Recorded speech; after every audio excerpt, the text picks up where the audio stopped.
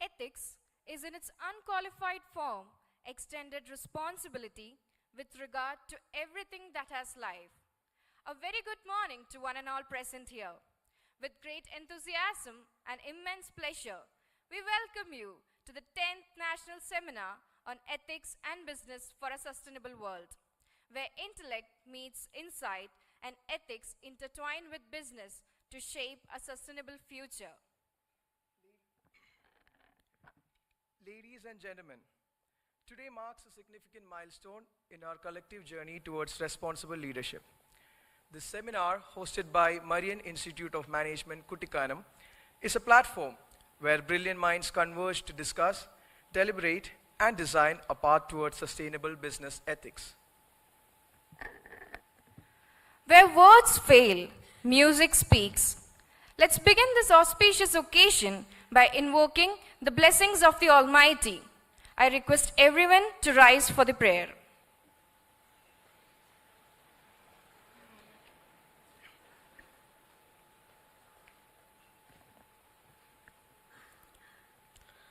Lord, the light of your love is shining in the midst of the darkness shining. Jesus, light of the world, shine upon us, set us free by the truth to now bring us.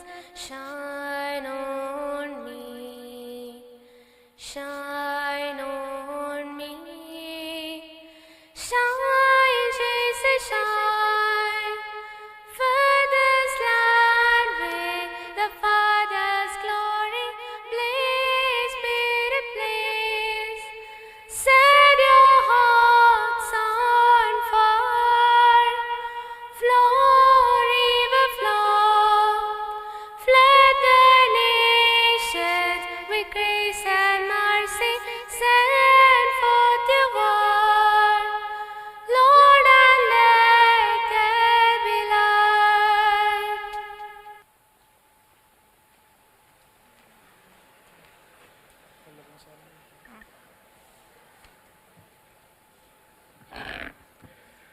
Thank you for that divine start. Now, to officially welcome this esteemed gathering, we invite Dr. T.V. Murali Vallaban, Director, Marian Institute of Management, to deliver the welcome address.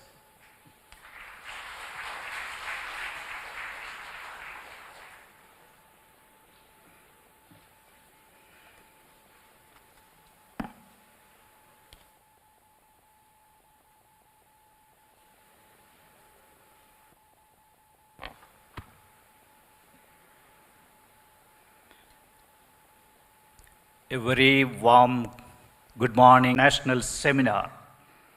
Dr. Anuradha Chowdhury, who is the coordinator of IKS AICTE New Delhi and faculty member of IIT Kharagpur, Reverend Father Joseph Pongantanam, who is the administrator of Marian College, Dr. Jobis Syriac, who is the vice principal as well as the IQAC coordinator and who is going to give the felicitations in the function, Reverend Dr. Josh Chittadil, Deputy Director of Marian Institute of Management,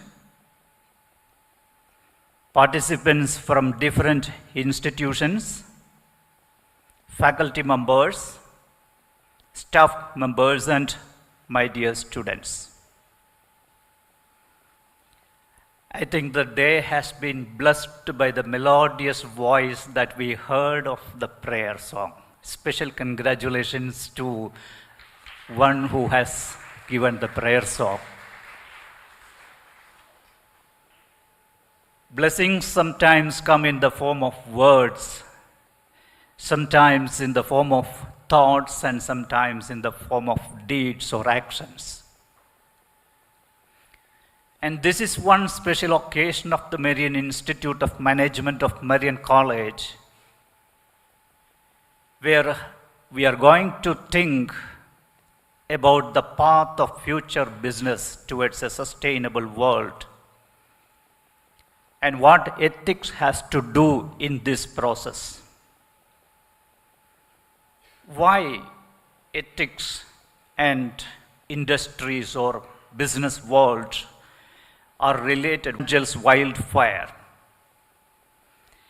And this recent wildfire occurred in the beginning of 2025, has spread over 50,000 acres, killed 28 persons, destroyed 16,000 structures, and that has been recorded as the wildfire that caused the highest loss ever recorded in human history. It will take years to reconstruct these structures. The reason for this wildfire is the previous years, that is 2024's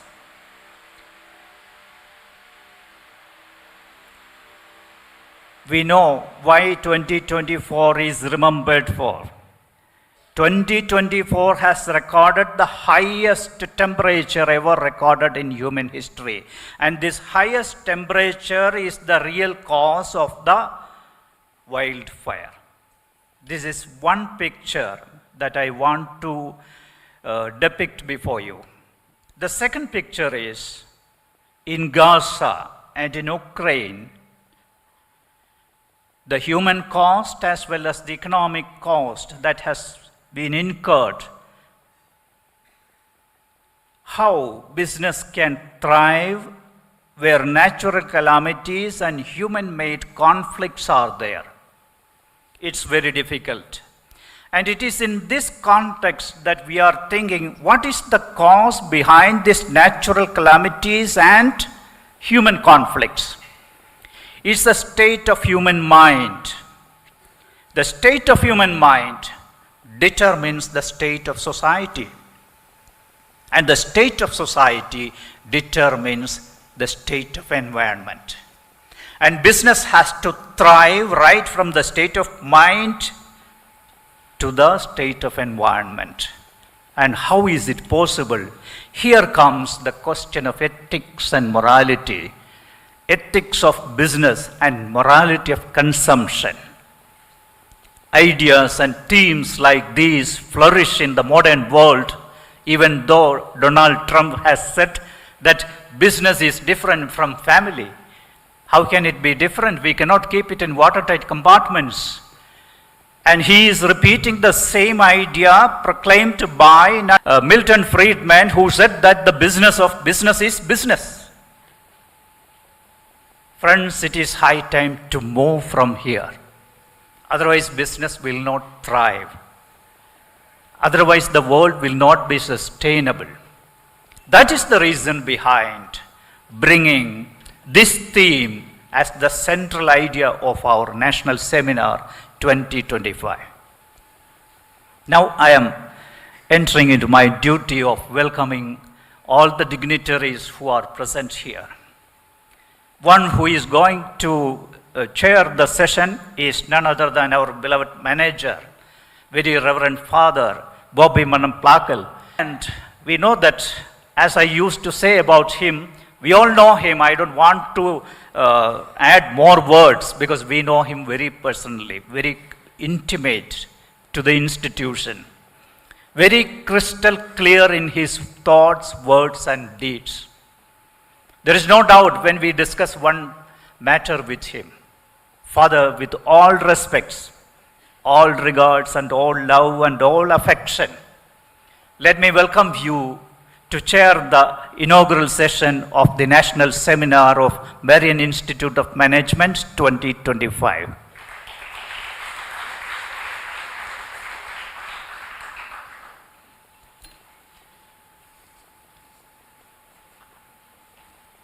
The person who is supposed to inaugurate the National Seminar is none other than conferences, enriched with the experiences derived from all these conferences. She is here to guide us in future paths towards sustainable development and Indian knowledge system.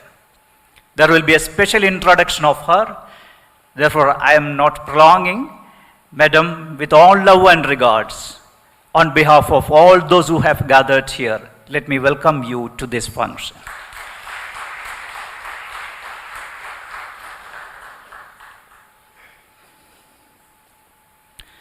Reverend Father Joseph Pongantanach will be shortly joining us.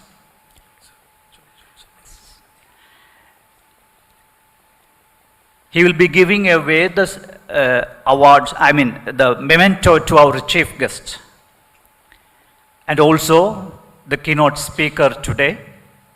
I welcome Father Pongantanam on behalf of all of you. He will be shortly joining us.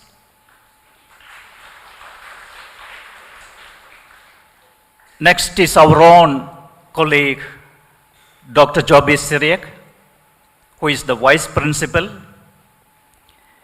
and also who leads the NAC accreditation process of the college.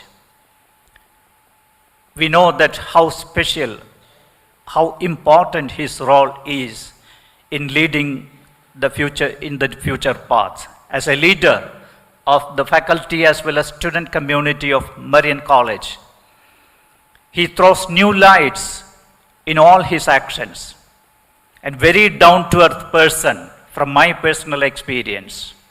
With all regards and love, sir, I welcome you to this grand function for offering your felicitations.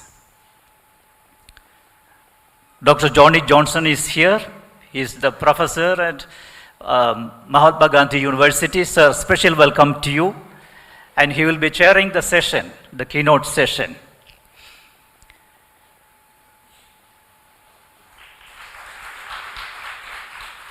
Next is none other than Reverend Dr. Jos Chittadil, who is running the Marian Institute of Management literally.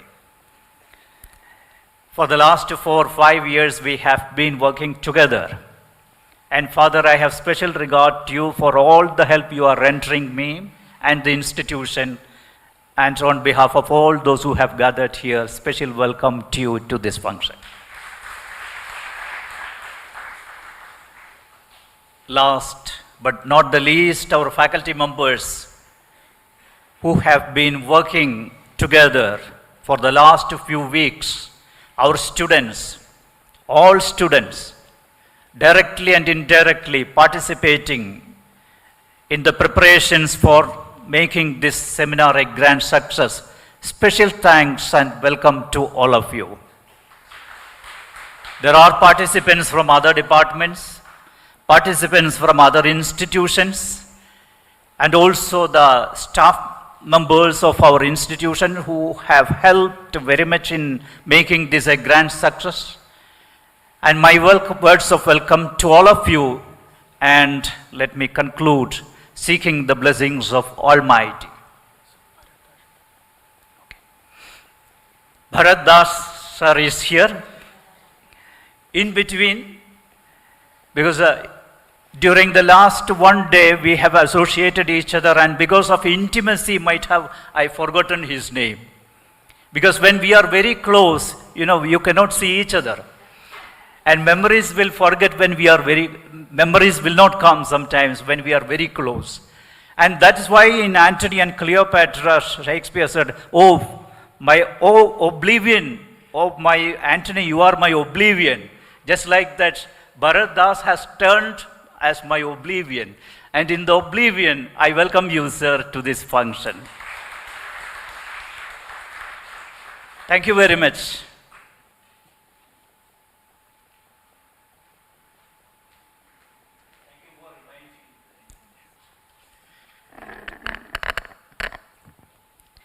Thank you, sir, for your warm words of welcome. Leadership is not about being in charge. It is about taking care of those in your charge. To deliver the presidential address, we invite Very Reverend Father Bobby Alex Manamplakal, Manager, Marian College, Kuttikkanam. Father, we seek your kind words.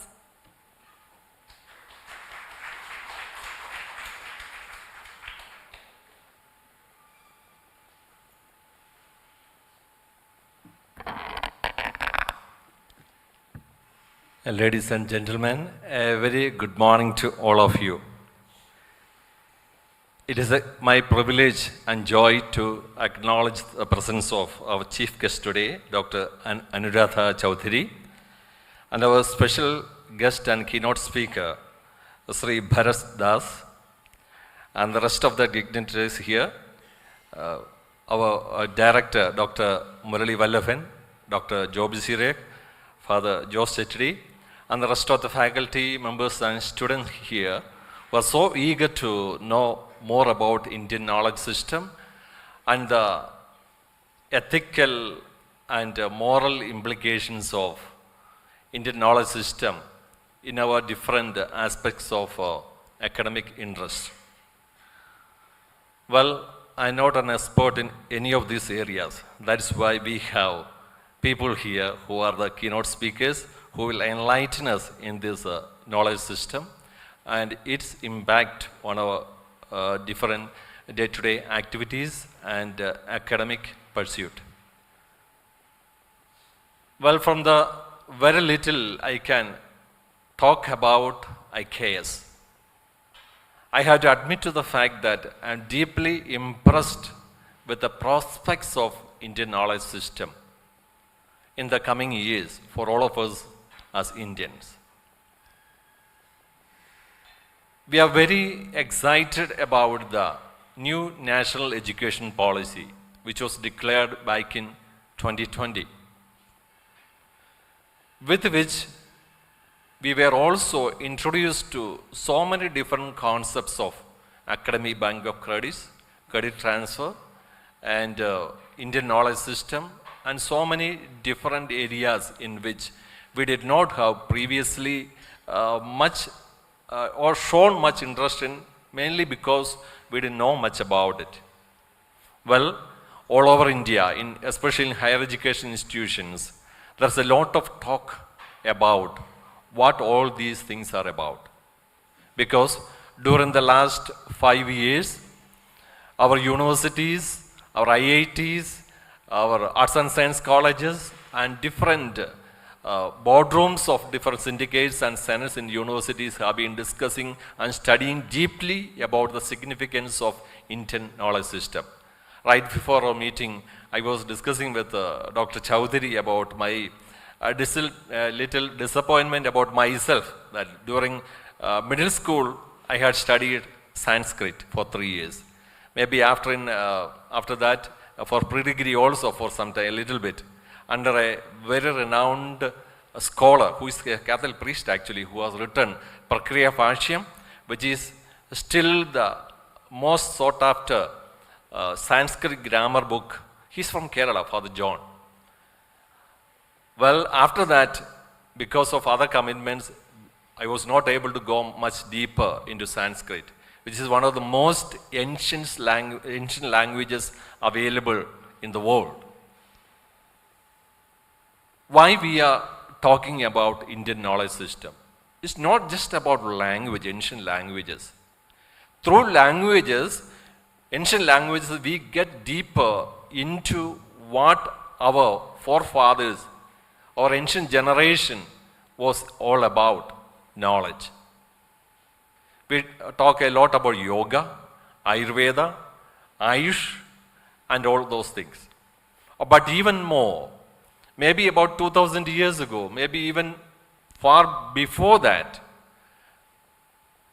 people in India were able to invent and also very truthfully put into practice some of the so-called newer technologies in a much more efficient way in an ancient time.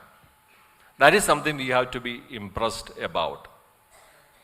Well, Indian knowledge system is not just about social science or just science.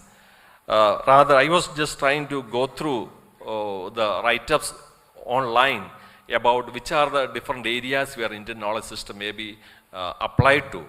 That is in science and engineering technology, health and wellness, psychology, linguistics, management and administration, which is more relevant to all of you sitting here, arts and literature, classical music, Ayurveda, and Indian traditional knowledge-based other areas of study, research. Maybe in IITs as well, Indian knowledge system has a very positive impact on how they calculate, how they design something. Maybe in architecture, look at some of the temples which were built maybe 1,000 years ago in Kerala or in other parts of the country, we will be amazed at the way these were built, taking years and years. Even modern architecture and civil engineering are not able to sometimes produce the quality of work which those people in those days were able to do. They did not have even an elevator or a lift or a mechanized help to do that work. Cement was not invented, but still those are eternal monuments, so to say, in aesthetics and also in the kind of quality of work they were able to build it into. Therefore, let us open ourselves and listen to the subject experts who will be able to shed better light on how we have to think about the way we see the world from now on. Because in management and also in coordinating scientific activities, and the way we look at the world, Indian knowledge system is going to take us a long way. Therefore, on behalf of all of you, all of us gathered here, I want to acknowledge the graceful presence of our chief guest today, Dr. Anuradha Chowdhury. She will be able to guide us to be trailblazers in the Indian knowledge system. That's what you were talking about a little while ago. Although AICT has talked much about Indian knowledge system being one of the major focus of our study and also research, I don't think, or as it was put forward by Dr. Chowdhury, not many higher education institutions have yet started it. Maybe Marian and Marian Institute of Management could be one of the leading figures or leading higher education institutions which will be showing the way for the rest of the country. Therefore, let us take up that challenge. Are we ready for that? Yes.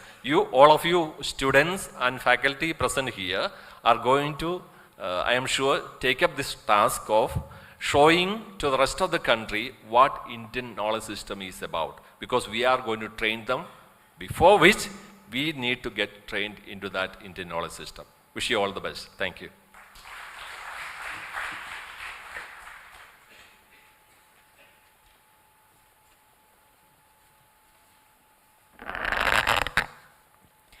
Thank you, Father, for your inspiring address and valuable guidance.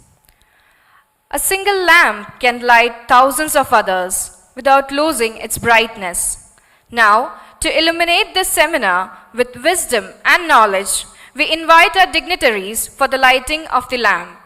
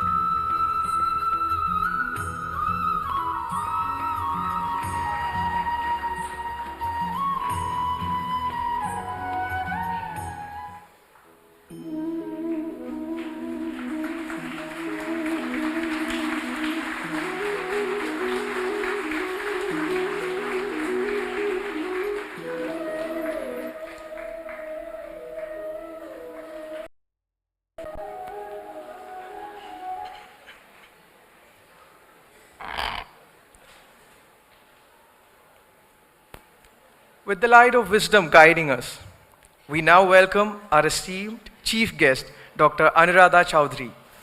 Dr. Anuradha Chowdhury is the Outreach Coordinator for the Indian Knowledge System Divisions at All India Council of Technical Education under the Ministry of Education, Government of India, and a faculty member at IIT Kharagpur. A multilingual Sanskritist, she also specializes in managing Indian psychology, yoga, and philosophy. She has received prestigious scholarships, including the Erasmus Mundus and a UN-related human rights scholarship. An award-winning educator, she has co-authored books on Indian psychology, happiness, and has led global yoga initiatives. She is an invited speaker and resource person for many institutions, national and international institutions like the Oroville International Netherlands, the School of Practical Philosophy and Economic Sciences in UK, Ireland, and Australia, Ojai Yoga Crib and Theosophical Society in USA, Irish Yoga Association, and the European Union of Yoga. She is also a recipient of the Excellent Teachers Award at IIT Kharagpur. Now, she is engaged in the integrated management of soft skills in educational institutions through the dissemination of the in-depth Indian knowledge system. Ma'am, I kindly welcome you to the dais.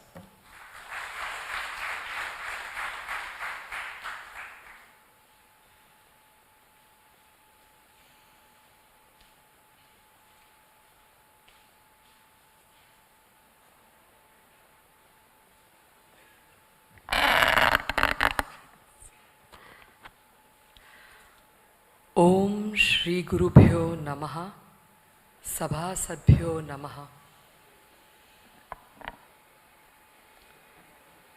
Namaste and a very warm welcome and thank you to a heartfelt gratitude to the Marian Institute of Management for this kind invitation. I would like to express my heartfelt thanks to the very Reverend Father Bobby Alex Manam Plakal, and also to Dr. Murali Vallabhanji, to the other esteemed administrators sitting here, Dr. Joby Syriac, Reverend Father Joseph Pongatanan, Reverend Father Dr. Joseph Chittadiyal, and also to Dr. Bharas Dasji, who's come all the way from Orissa to be with us, to our faculty members, esteemed faculty members, and beloved students who are present here on this date. It gives me great honor, it gives me a sense of great honor to be addressing the future of the world and for a very important subject, which is on ethics for business for a sustainable world.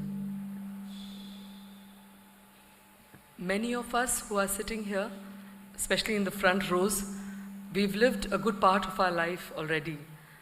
But the reason why this topic needs to be talked about, as Dr. Murali Vallabhanji was mentioning, is because the future is in your hands. What you will do is what the world will become. The seeds that we will sow today is what will result in the world of tomorrow. And the world that you will create tomorrow will be the inheritance for the generations to come. We have been extremely fortunate so far that whatever has come up is still, are still things that we can enjoy. Reverend Father Bobbyji had talked a lot about the Indian knowledge systems. So we are benefited from the vast traditions of knowledge that this land has given up in various domains of life. But what we need to think about is where do we stand today and where will we go in the future? So I was told yesterday that, in an inaugural speech, we don't normally have it as an interaction. But being a chronic teacher, I think I will still break that, that protocol and engage in a few questions to all of you. I think there's too much of a base. Yes. So I would like to ask all of you, and as I see some of you sitting there, some of you on your phones, some of you listening, it would be really nice because this subject, while AI can give you a lot of information on what to do about sustainable living, sometimes listening to the people who come here and talk to you can actually give you that extra inspiration that can make you motivated to do what is needful in order to make this world a better place. So I really request all of you to pay a little attention. It'll be an hour long, it'll be a day long thing. But maybe what you listen today, what you gather from those who have come to share will make a big difference in the lives that you will lead. So please pay a little attention and we'll see what we can come up together in this half an hour that I have with you.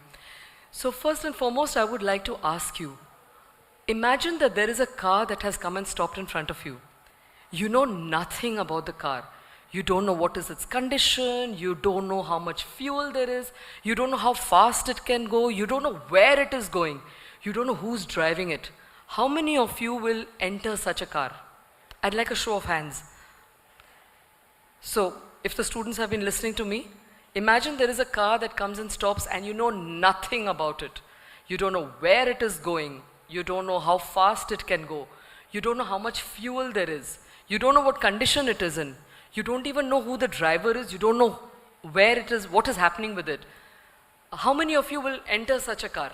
Show of hands. Okay, I'm assuming that the no show of hands is because you would not enter, right? Okay, thank you.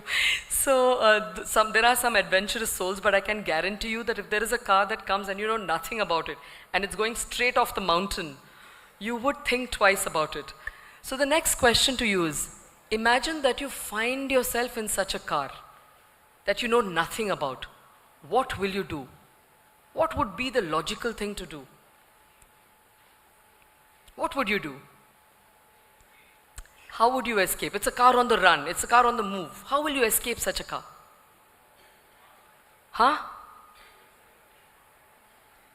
Anybody? What would be? What is the feature of the system? The system is a system which is not in your control. So logically, what is it that you would try and do? Try and get control of it somehow. In the car, who is it that is in control of the car, where it is going? Who is there? The driver. So the logical thing to do is to understand who the driver is, where the driver is going, and why the driver is going where they are going. Getting clarity on this will help us start understanding what we should do next. All right. Now, as life stands, many of us are already inside certain cars. And one such car that we already are inside is the human body. We are all on the journey of life. On the journey of life, do we know where we are going? Do we know why we are going? Do we know how we are going there? Do we also know the best way to get to where we want to go? If we are on a journey, there is a destination. What is the destination? Why do you want to go to that destination? These are all points that it becomes very important to get some clarity on. My next question to you is, imagine that you've just learned how to drive a car. How many of you can drive a car here? Please put up your hands. Okay. Imagine that you've just learned. Some of you are experts. Imagine in the first days, when you're just learning how to drive a car, will you just go onto the main road, the most busy street? You would not. Why? What are you afraid of? Accidents, right? Secondly, imagine in order not to have the accident, what do you need to know? You need to know your own potential as a driver. What are the rules of driving? Secondly, you need to know the car. You need to know the laws of how that car works, right? And thirdly, imagine that you've learnt driving. You drive pretty well, but you're on the road and there is this one individual who says, "It's my freedom," and starts driving in the wrong direction. What will happen? Accident. So what do we arrive at from here? We arrive at the fact that in order to avoid accidents, one has to know the rules. So there are rules on the road. All right, so every journey, no matter what it is, has rules. There are laws and rules that govern the system that is working. Within that system, the better we know the rules, step one. Step two, following the rules. So many of us know the rules, but if somebody decides it's my freedom to do the opposite, there will be an accident. So therefore, knowing is insufficient. Applying it in practice is critical to ensure that the system functions in the best way possible. Is it enough that one or two people know and follow? If it is a road where there are 10 people driving, what is required? If just one or two people are following it and everybody else is doing what they want, what will happen to the system? in terms of its efficiency? How much would you give it out of 10? What would be the efficiency of a system? Let's see your math out here. Efficiency of a system, 10 people on the road, and only 2 people are following the rules. What will happen? What is the efficiency percentage? 20%, that too if they are doing it 100%. So we see that following the laws, following the rules, whatever they are, becomes really, really important. So this is the second case. So first we said that getting control of the unknown is the first requirement of any systemic work. The second is once you have control, to recognize the fact that there are rules. Because if everybody has to get to the destination in the best way possible, knowing those rules and following those rules will result in the most efficient output of the system. And therefore, becoming aware and getting an interest towards the implementation of the rules are very, very key. The third exercise for you. So I had some of these ideas I thought I will present and try and make this topic meaningful for you. The next one, imagine that you want to do surgery. You have all the skills. You need to wear a pair of gloves. Will you wear a glove that is very loose? What will happen? What will happen if you wear a glove that is very loose? What kind of result will you do? Imagine you have to operate on somebody you really love. Will you wear a glove that is very loose? No. Why? What will happen? There will be clumsy work. You can even kill the patient. Will you wear a glove that is really tight? Because you will not be able to move your hands. So what kind of glove do you need to wear? What kind of glove? You need to wear the right glove. Now, rightness and ethics are very closely connected. Everything that I've talked so far, if you understand, has a concept of right. Not my right and your right, but doing things according to what has been established as the best way or the best rule to be followed in order to achieve the most efficient outcomes. So in the case of the hand, what is the first thing? If I want to wear the right glove, what do I need to know? What do you need to know if you want to wear the right glove? You need to know the shape of your hands, right? The contours of your hand. If I take a glove and wear it which fits, so I have to know what is the shape, first step. Okay, so know the ideal. Secondly, I have to fit a glove that will suit my hand in the best way possible. So the execution has to be of the best way possible. If I have the skill, what will be the result? If I have the ideal, I know the ideal requirement. In execution, I have the ideal. What will happen to the result? What kind of result will you get? You will get the most perfect or the ideal result. So in Sanskrit, there are 3 terms for this. The first term is satya, or the right thing, the understanding the ideal vision of things. The second is rita, the right. It's the origin of the word right.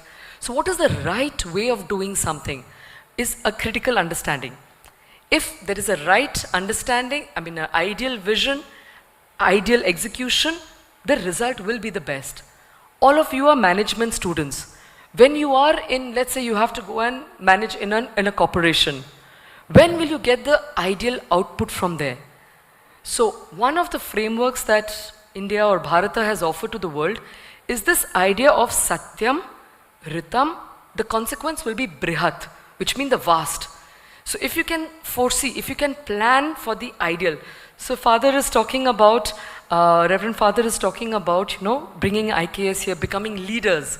For that, you have to set up a roadmap. Why do you need to do it? What do you need to do? How do you need to do? So that's the roadmap of it. The next step will be, how do you execute it? So imagine there is an ideal and you are executing. If there's a big gap between the two, what kind of result will you get? Will you get a good result or will you get a poor result? There is an ideal and execution. There is a big gap. What will be the output? Poor output. Right? In order to improve the output, what do you need to reduce?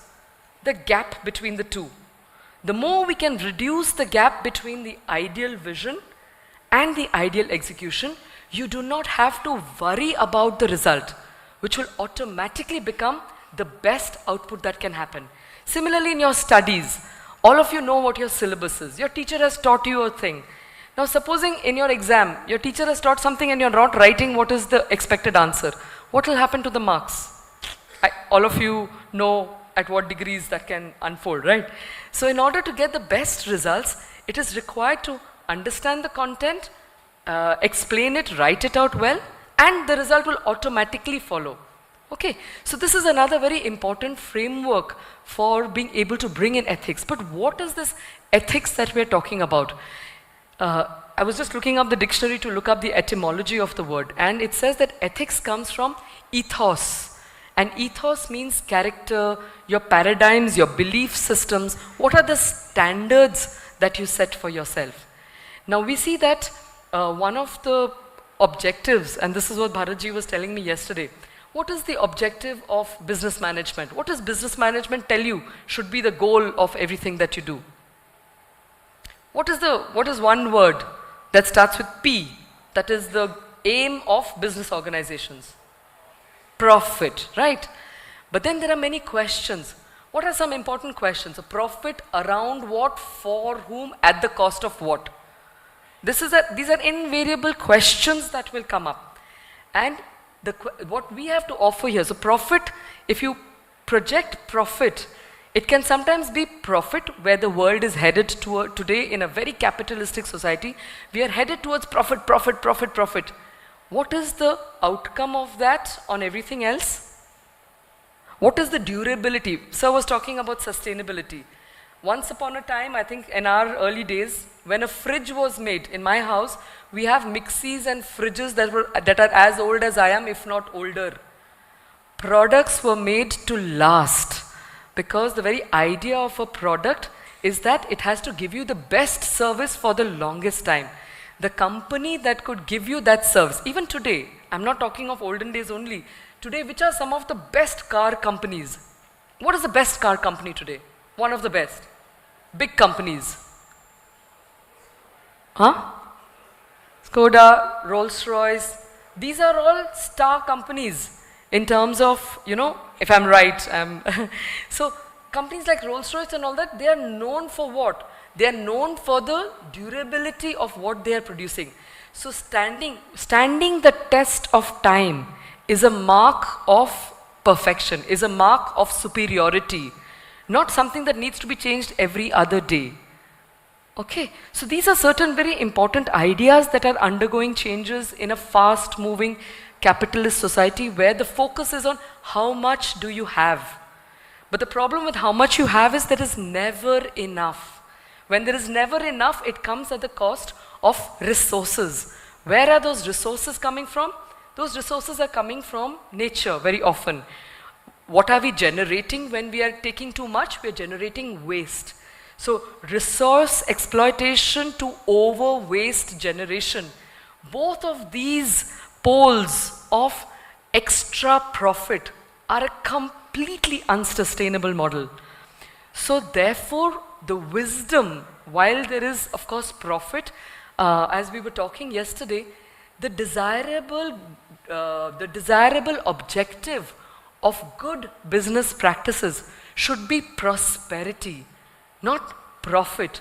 The very idea of prosperity, one of the words for prosperity in Sanskrit is samriddhi. What is it in Malayalam for prosperity?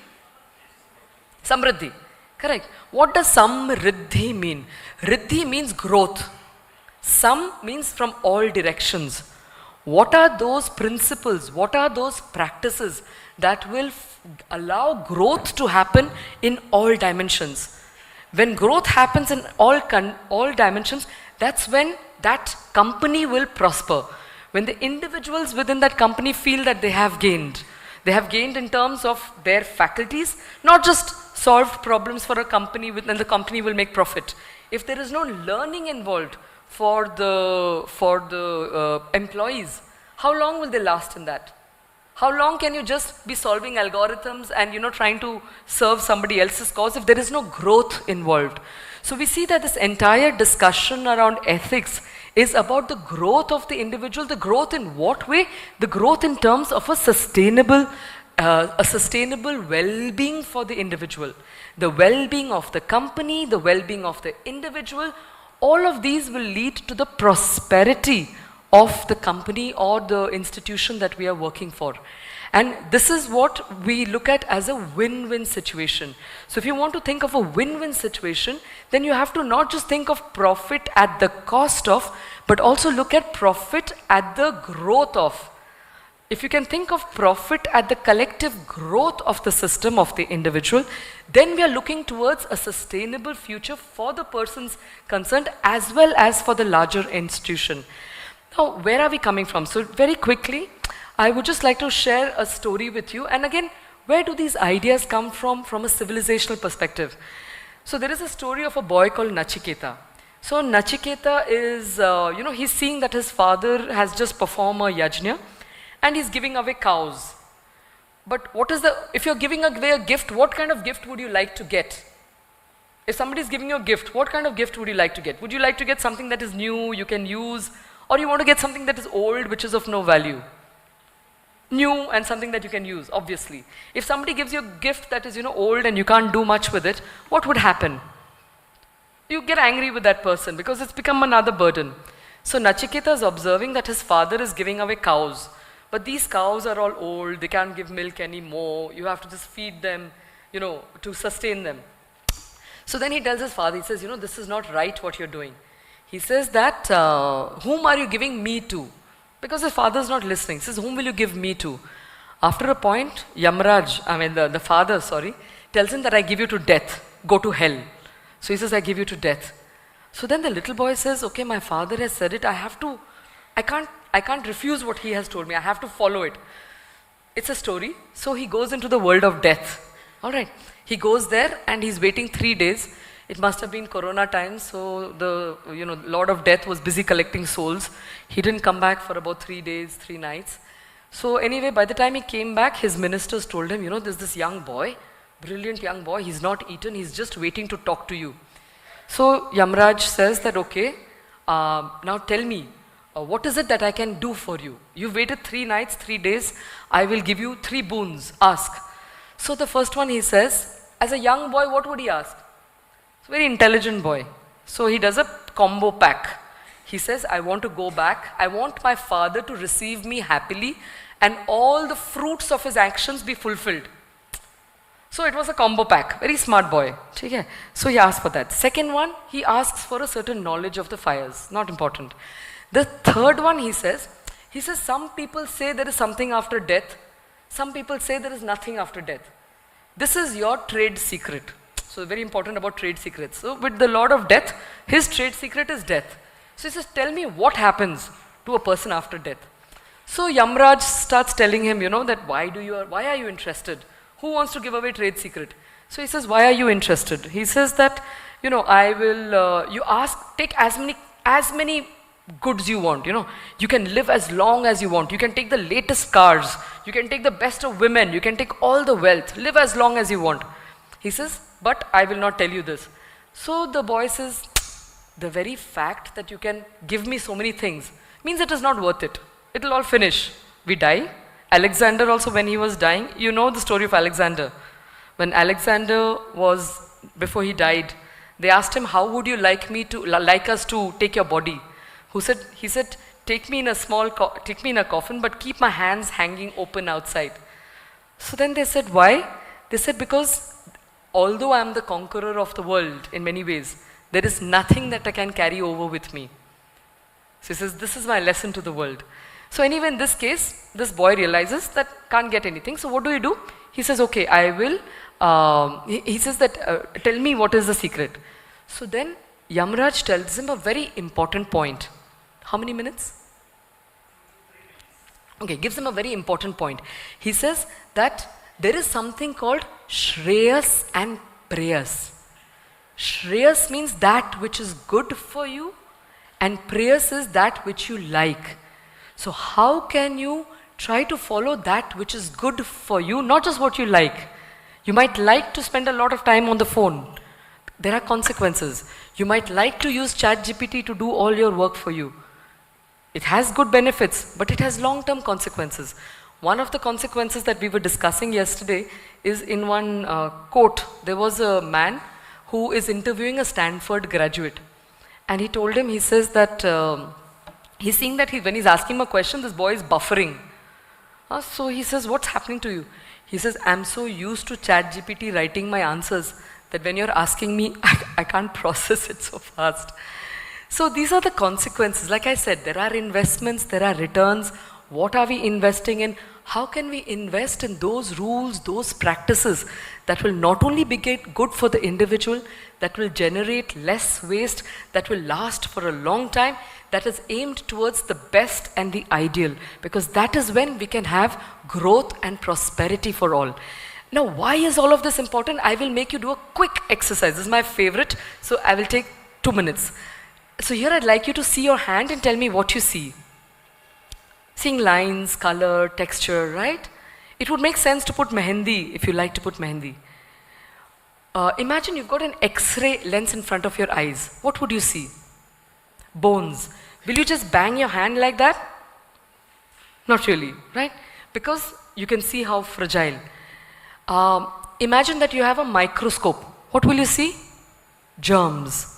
If somebody says, I'm a pure vegetarian and they're stuck with a microscopic lens, it would change the way they see the world. Imagine that you have a very powerful lens, like you can look at the world in a quantum way, where you can only see particles. What will you see the world as?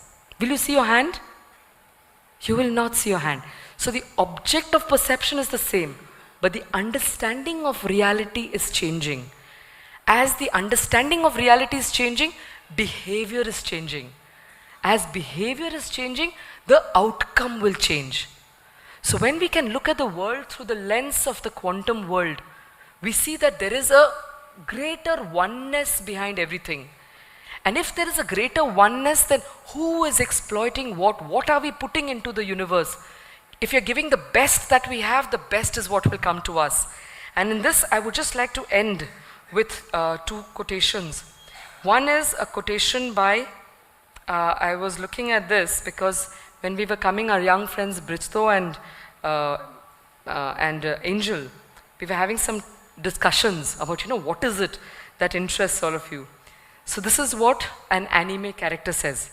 He says, if you can only do one thing, hone it to perfection. Do it in the best way possible, because that is what will give you the greatest satisfaction.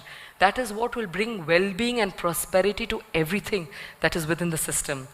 And the last one is, what was the reason why between 1st century AD up to the 18th century, by the time the British came here, India as a nation, or Bharat as a nation, we had anything between 35% to 24% of the world's GDP. Why did we have such sustained GDP? That's because this civilization of which we are all inheritors, it invested in the very best of knowledge traditions. We had the greatest of institutions. We had the most adaptive knowledge traditions in all domains of life. And here there is Syed Al-Andalusi from Arabia. He says, the first nation to have cultivated science is India. He writes, this is a powerful nation having a large population and a rich kingdom. India is known for its wisdom of its people. Over many centuries, all the kings of the past have recognized the ability of the Indians in all the branches of knowledge. The Indians, as known to all nations for many centuries, are the essence of wisdom, the source of fairness and objectivity. They are the people of sublime pensiveness and useful and rare inventions. So being inheritors of this great civilization, the more we can focus our attention on getting the very best, the more we will be able to create systems that will last for a long time, that will bring prosperity to all. And therefore at the end, there is Baba Dioum, who is a Senegalese forest engineer, who says, in the end, we will conserve only what we love. We will love only what we understand. And we will understand only what we are taught. So what is it that we are aiming towards? What are the systems that we are making? You are the ones who will be the system. You are the ones who will make that future. So I wish you all the very best. Let's try to wear the right gloves and create the best results for all of us. Thank you.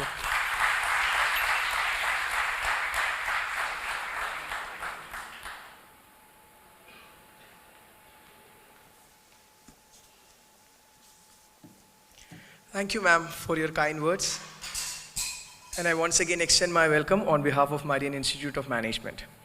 As Dr. Anuradha Chowdhury has to leave to attend a meeting of national significance, I now invite Reverend Father Joseph Pangandanam, the Administrator, Marian College, Kuttikkanam, to present the memento to Dr. Anuradha Chowdhury as a token of our love.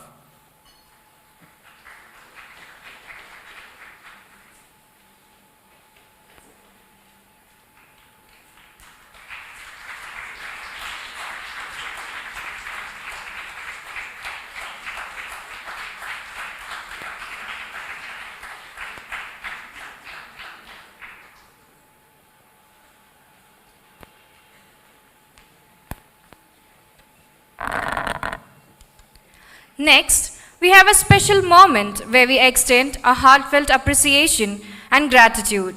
For the felicitation address, we invite Dr. Jobe Syriac, Vice Principal and IQAC Coordinator, Marian College, Kuttikkanam.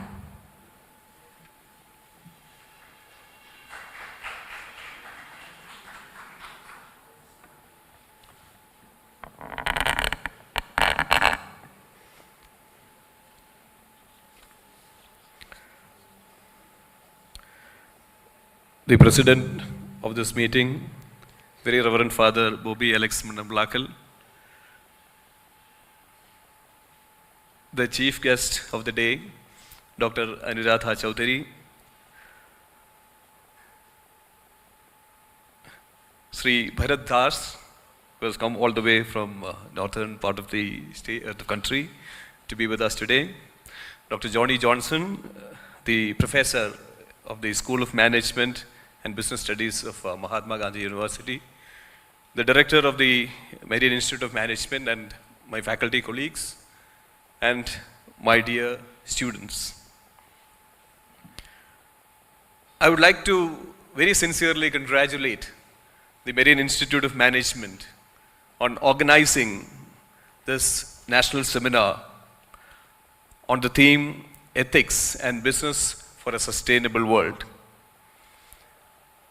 The way this seminar is being conducted, the luminaries who are present here today with us, all these things, and the way you are attending the program, the way of responding, the way you listen, the professional way, the air of professionalism which is experienced here, speaks about the planning, testifies to the planning, to the vision of the institute, and also to its leadership. Dr. Professor Murali Vallappan, our dear Dr. Jose Chittadil, and all the faculty members here. So let me place on record the special appreciation which we have on organizing a seminar of this quality with such professionalism. It goes without saying that education in Marian is value-driven. And that goes very especially with regard to management education. And ma'am, during her speech, she was mentioning how connected is it, how connected is management and economy and all related areas, business, with the value systems. And when we look at education here in Marian, we need to connect it to the vision of this institution. And I felt really glad when ma'am was mentioning the word Samriddhi, because that word occurs in the vision statement of the college. So our vision statement reads like this: Marian aspires to be a transformational leader in education, facilitating and celebrating the full flowering of life in abundance. In Malayalam we put it, Jeevan undaguvanum, adu samruddhamai undaguvanum. The same word, the exact word on prosperity which you mentioned. So that is actually the very vision of this institution.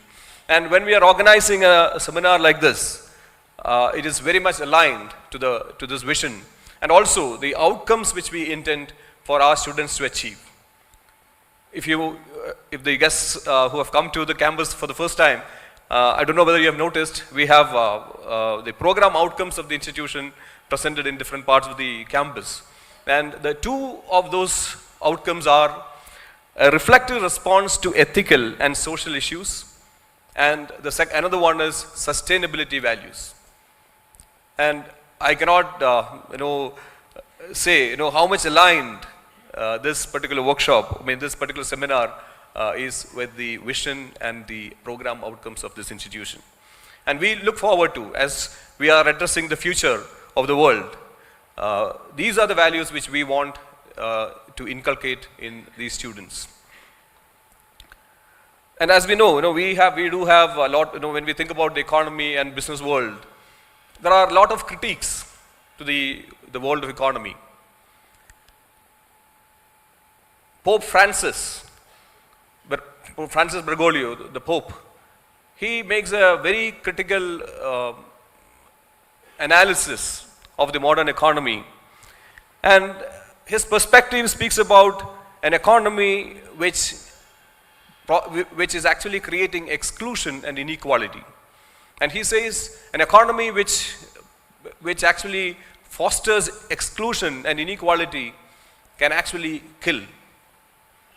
And it is in this context that he says, when a homeless person, an elderly homeless person dies of exposure, that doesn't take to that doesn't see, we can't see that in the newspapers.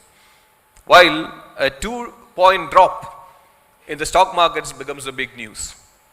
So and he comes up with expressions like the globalization of indifference, or even a bigger word like anesthesia of consciences. These are terms which we need to reflect on. And when we speak about issues connected with ethics and business, so we need to move from we have professors of economics and management here. We have this trickle-down concept. From there, we need to move to the triple bottom line concept of management, where we need to take care of the environment on the one side, we take care of the people, the society, and also, along with that, definitely, the profit part or the prosperity part also need to be taken into account. Now, when we are here for this seminar, ma'am was rightly speaking about the Indian knowledge system and about the traditional resources of knowledge which we have. So that is one area where Marian will be looking forward to working, and we need all the faculty members and the students to join hands to structure our approach to Indian knowledge system. And of course, people like Sharat sir and also Dr. Chowdhury they have agreed, during our discussions, they have agreed to guide us, because this is an area where we need very clear guidance. Of course, we are open to this initiative, but then we of course need guidance to explore the great resources which we have, the unexplored acres of knowledge and diamond which are there hidden in our part of the world. We need to discover them and make use of it for the benefit of the future society. So that is where Dr. Murali Vallabhan sir, he rightly placed the purpose of this seminar. Okay? And I think I would like to exhort the student community here to really understand the rationale behind this workshop, this seminar, and also the discussions on prosperity and related areas which will be coming up during this seminar.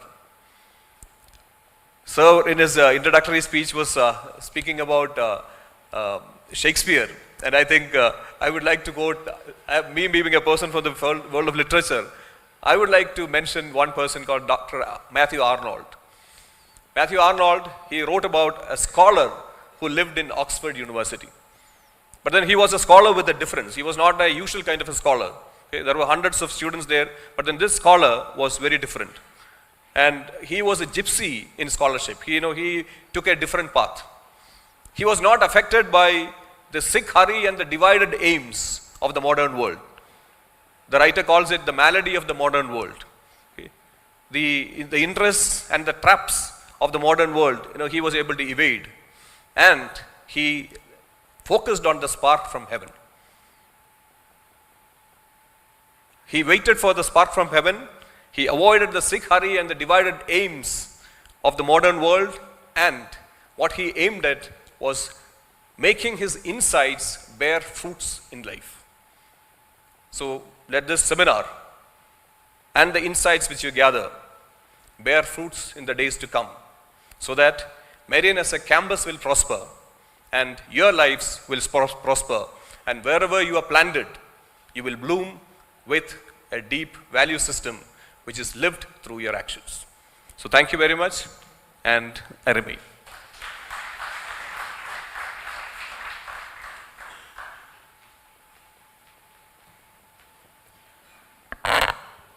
To express our sincere gratitude to our distinguished guests, we now proceed with the memento presentation, for which I invite the Administrator, Reverend Father Joseph Pongantanam, Marian College, Kuttikkanam. And I also invite Sri Bharat Dash to receive the memento.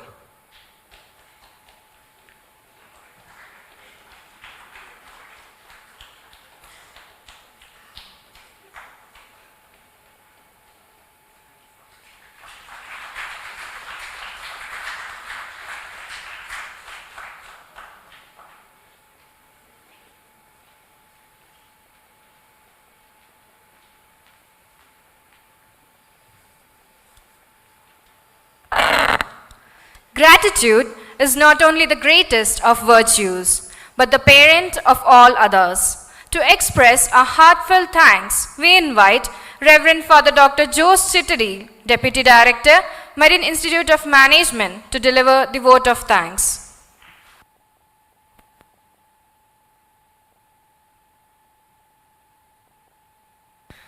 Good morning. We are almost right on time as per schedule. Respected President of this function, Reverend Father Bobby Alex, the Chief Guest of the inauguration, Dr. Anuradha Chowdhury, Vice Principal Dr. Joby Syriac, the Administrator Joseph Pongantanam, Father, Director Dr. T.V. Murali Vallabhan, and the guest of honor in the next keynote session, Professor Johnny Johnson sir and Sri Bharat Das, and the faculty members and the participants who have come from other institutions and departments, and the my dear students. It is really a privilege and honor to be present in such an august occasion in the presence of an illuminary crowd. I am very happy to stand before you to extend the word of thanks on the occasion of this national conference as we conclude the inaugural session on ethics and business for a sustainable world. First of all, I would like to express our thanks to Reverend Father Bobby Alex, the manager, for gracing this occasion as the president of this function. He has been our constant guide towards excellence in education. Further, he is the manager of so many institutions in our diocese and a very busy person, but whenever we need him, he is present for all our requirements. So on behalf of all present here, Father, we would like to express our heartfelt gratitude to you. And I take this opportunity to express our deep gratitude to the esteemed speaker in her absence, Dr. Anuradha Chowdhury, for gracing this event with her presence and insightful address. Her illuminating words on the deepest secrets of using the age-old concepts of Sanskrit have provided us with a fresh perspective on how ancient wisdom can guide us towards ethical and sustainable business practices. She has been focusing upon getting control of the unknown and the rules of those unknown to produce the best results. And she also spoke about being right and doing right, taking the words from Sanskrit Satya, Rit, and Samriddhi. And the whole aim of business education should not be profit alone. It has to be aiming towards prosperity. That was the focus she was mentioning about. And when she touched upon the Indian knowledge system, I don't know, students are yet to get into this kind of conceptual understanding of Indian knowledge system. What we aim through Indian knowledge system is the tradition, the knowledge, the practices, the innovations that has emerged over thousands of years in our own land. You know that in the BC, India has been the center of education in the world. You have heard about the Nalanda University. Thousands of students from abroad used to come and stay in our land for education. It was a developed country at that time, but over the period, political, economical, and social other reasons have changed the status of India. And the Indian students had to migrate, and still they have been migrating abroad for better education. Whereas we had all the resources in our own land to give to the world what is the real education, what is the real prosperity. From the concept of profit, we have been running an education system focusing upon the concept of prosperity. And this is an effort from the Indian government and the AICTE, the UGC, to promote Indian knowledge system, where we have a vast breadth of knowledge to be disseminated in our own system to educate our own students for a better, prosperous Bharat or India, we say. We have problems in India and we have our own systems to solve this, which we have so many, for long we have neglected to acknowledge and take forward. So taking her words, not doing what we like, as she said, prayers, but we have to focus upon doing the what is good for us, what is shreyas. That is what we have to focus upon. So on behalf of the entire team present here, we would like to acknowledge her contribution on this inaugural address, and thank you very much, Dr. Anuradha Chowdhury, for illuminating us with her words. Again, I would like to express our deepest appreciation to the administrator who have provided us with all the supports required for arranging this program. Thank you very much, Father Joseph Mungandanam.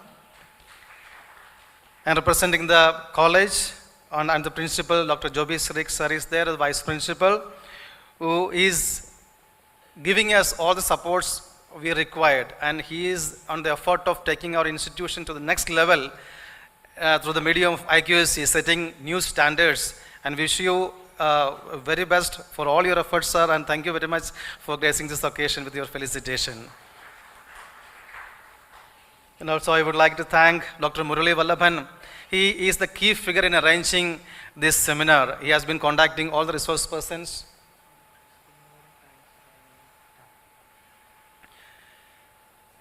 And contacting different persons, resource people, and making the arrangement in a meticulous way. And definitely we all have to acknowledge the contribution Murali sir has been making all throughout the years, ever since he has taken charge as the director of this institution. Thank you very much, sir. We all are grateful to you.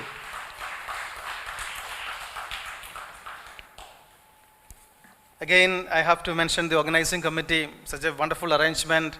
Everything has been meticulously planned and arranged in the leadership of Dr. Joshija and Mr. Sanil Kumar, and the support of entire faculty. And I have to especially appreciate the first year MBA students who are behind all this meticulous, fantastic arrangement. You have taken the lead and done a wonderful job. And thank you, and special appreciation to all of you. And although there is a formal vote of thanks and welcome to the next session, I am gratefully acknowledging the presence of Sri Bharat Das and Dr. Johnny Johnson for participating in the inaugural function, came before well ahead of time, and thank you, and we are grateful for your presence here. Thank you. And once again, all the faculty members and our beloved students, thank you very much for being part of this. Let us open our hearts and minds and listening ear to the words of the luminaries present here, so that we will definitely able to gain something as we go forward in our career. Thank you once again, everyone.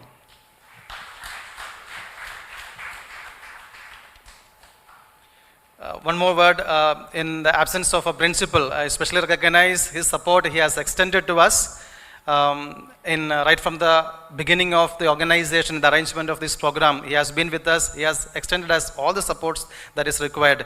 In his absence, I especially recognize his contribution and support to this national conference. Thank you.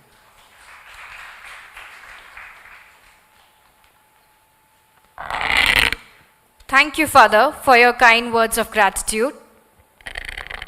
We also extend our gratitude to all the faculty members of Marian College, participants, and dear students for their valuable presence on this auspicious day. Now it's time for a short break. Tea has been arranged for the participants right around the corner. Please have your tea and be back shortly.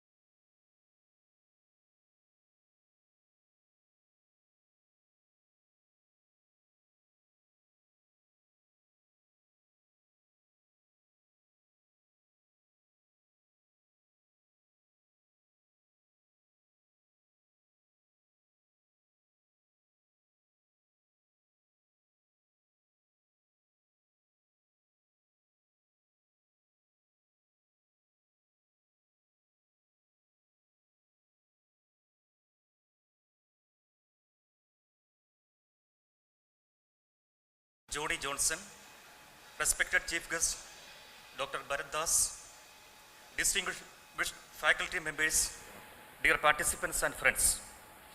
A very warm welcome to all of you to this keynote session as a part of National Seminar on Ethics and Business for a Sustainable World at Marian Institute of Management. Today, we gather here as a community of thinkers, educators, and practitioners to explore one of the most pressing issues of our time, the role of ethics in shaping sustainable future for business and society at a large. This session is a platform to reflect, deliberate, and collaborate on how we can integrate ethical principles into business strategies to create a world that is not only prosperous but also equitable and sustainable. We are truly privileged to have with us two distinguished personalities who have made remarkable contributions to the field of management, ethics, and education. Their insights and experience will undoubtedly inspire us and provide valuable guidance as we navigate the challenges and opportunities ahead. First, I would like to welcome our esteemed chair of the session, Professor Dr. Johnny Johnson. Over 23 years of academic experience and 6 years in industry, Professor Johnson is a stalwart in the field of management and economics. Currently, he is serving as Director, K.N. Raj School of Economics, MG University, Kottayam, and Director, Planning and Development at MG University, Kottayam. He has also been guiding force in numerous academic councils and institutions. His extensive research, including presentations at prestigious forums like IIM Calcutta, IIM Lucknow, and IIT Delhi. Along with this, he authored many books and published and produced 14 PhD students, reflecting his commitment to academic excellence and leadership. We are honored to have you chair this session, sir. On behalf of entire Marian family, I welcome you, sir.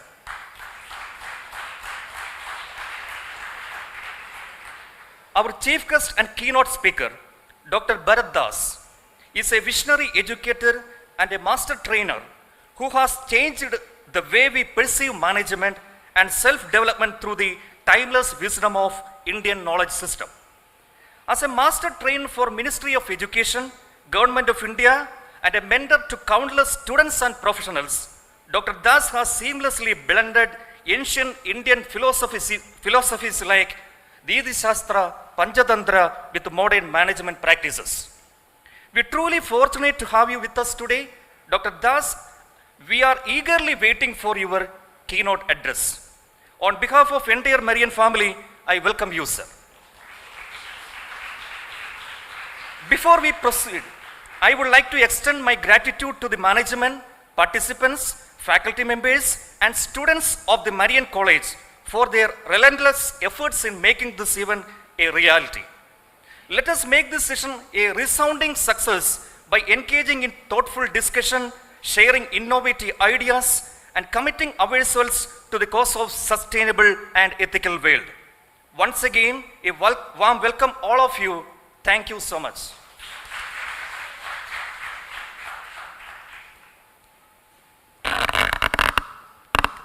Thank you, sir, for your warm welcome.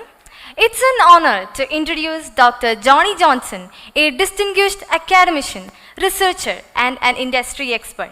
He serves as a professor at the School of Management and Business Studies and the director of K.N. Raj School of Economics at Mahatma Gandhi University. And he has over 29 years of experience spanning academia and industry.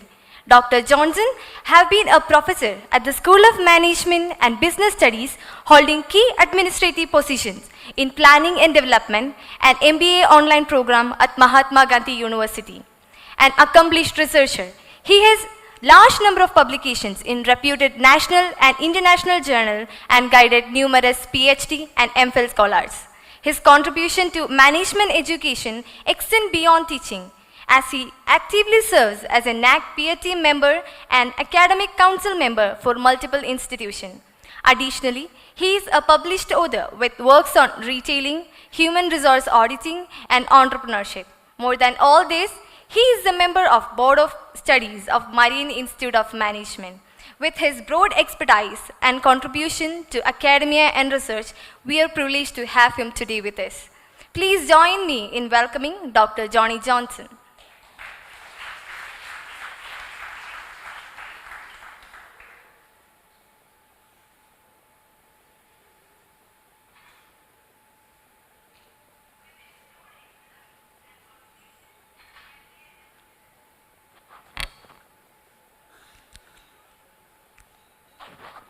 Respected Principal of Marian College of Arts and Science, the Director of Marian Institute of Management, Dr. Murli Vallaban, the Vice Principal, Joby Siriak, the other dignitaries of the college, faculty members, students, and most importantly, the chief guest of this particular session, Sri Bharat Das. Warm good morning to all of you. In fact, I have been asked to chair this particular function, and there was one message which was given to me that I can sit there and chair. So I was a bit confused then. Should I be sitting there or should I be coming here? That was a question which was there in my mind. So finally, I was asked to come here now. So since morning we have been listening to very important speakers, the chief guest, who spoke at length about the importance of sustainability, and she was giving a lot of examples from Indian context. Also, a very well articulated examples which is presented here. It was easy for everybody to understand how this should be understood. I, for one, I was just looking at this title, the title which was given for this particular seminar, Ethics in Business and Sustainability. Now, we have been reading a lot about business ethics, both as a student of management studies, as well as a faculty member. We tend to give a lot of examples and teach students about business ethics. Most often, some of the faculty members have told me that this is the most difficult subject for one to teach. Because how do you teach ethics? Nobody knows how to teach ethics actually. Ethics, what is ethical for me may not be ethical for the other person. Now these are the questions which were thrown. Because we have been influenced by our own cultures, our own beliefs. The moral standards which are fixed are different. So obviously this question will come as to what is ethical. It may vary from individual to individual. But I think the inaugural session, the crux of what is ethics was highlighted very clearly. There are, in spite of all these differences, we have a way to follow, a way to be followed, which we all agreed upon. These are guided by principles, by rules, by regulations, which are set very clearly, and we need to follow that. Now that becomes an ethical standard for everybody. In spite of we saying that for me this is ethics, for you it may not be ethics, we have to follow something. Now that is the standard which we set for ourselves to in our day-to-day activities, in our businesses, in everything. Now the next question is, can we be ethical in business? That is another big question which comes to the mind. Because business, as was pointed out, primarily looks for profit.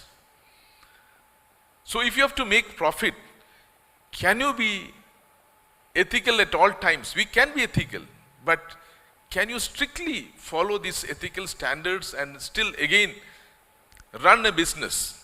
This is another big question.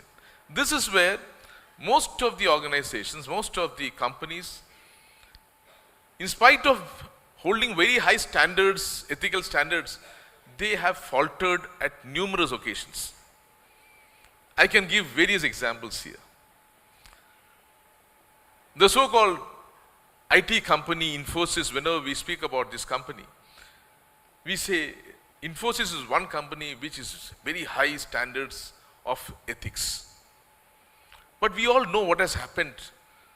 The abrupt resignation or sending off of a CEO. We all know what has happened. Was it ethical? The questions were raised. Was it ethical to give a package of more than 100 times of a normal employee of Infosys, a package which was given to that CEO? If I remember correctly, he was given somewhere around 120 crores annually. Whereas an average employee will be getting somewhere around 10 lakhs annual package, and this man was given 1.2 crores. Now the big question was it ethical? Now on one side we say that, okay, this company is very ethical by all standards, and this question is raised. And this question was raised by none other than one of the past chairmen, the founder chairman raised this question. We all know what happened subsequently. So when we speak about ethics, and more so ethics in business, it becomes very difficult. We don't know how to handle this. But there are ways and means we should find, because it is a difficult path when it comes to being ethical and following the ethical standards. We need to follow this path. That is where there has to be some ways and means to ensure. And why are we talking about ethics? And we are linking ethics with sustainability. Now when I give this example, many people have read this occurrences in Infosys. Many of us would have developed some impression about Infosys. We had one impression earlier. Subsequent to that, there is another impression which is created in us. But a normal, especially today's youth who are belonging to the Z generation, I would say, they're very smart. They are hearing and looking and seeing all these things, and they are developing some impressions about each of these things. For them, it is not always money which matters. That is why most of the parents in Kerala are struggling now.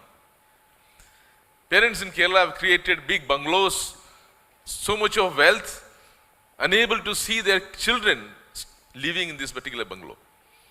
Now if you see, so today's generations are not looking for that. They are looking for something else. We don't know. They view things in a very different manner. When it comes to ethics, they have certain perceptions. Their liking for a company, liking for a product, purely lies, I would say, at least a vast majority of them look at the ethical standards in this product, the ethics of this company, and they need to adopt that. They are looking for adopting these things and all. That is a very silent revolution which is taking place in our country and in today's generation. I don't know whether the corporates are keeping their ears and eyes open or not when it comes to this development of the youth. There were a lot of research which was carried out in this area also. And if you look at some of the recent research findings, it says that today's youth are not looking at money alone. They are looking for some other things. There was a generation, probably the X and Y generation, they were looking at the material comforts. Today's Z generation is not looking at that, because for them, everything is in their palm. They know what is happening around the world. They know with respect to the products, with respect to companies, with respect to ethical standards. They are reading, they are knowing all these things. So they are able to understand these things and they take decisions by themselves. So this is the vast change which is happening. So sustainability in this respect is a very important concept. This should be getting aligned. This is getting aligned with ethics now. And organizations are trying to find ways to follow this highest ethical standards, and they know that very well, that that's the only thing which will sustain their business in the long run. If their products has to be bought by the generation, they should ensure that this is ethically manufactured. We have got numerous examples. Even now recently we are coming across one instance of a plan which is going to be set up in our own state, which is raising a lot of ethical questions.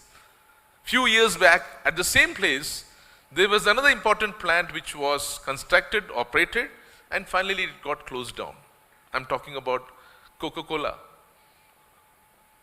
There was some ethical issues there. People initially they said Coca-Cola bottling plant is going to give us a lot of employment opportunities. This particular district will be growing very fast. All these things happen. Finally what happened? The people realized that, look, their water resources are getting exploited. There is contamination which is happening. That particular region started feeling the pain. All these things happened there.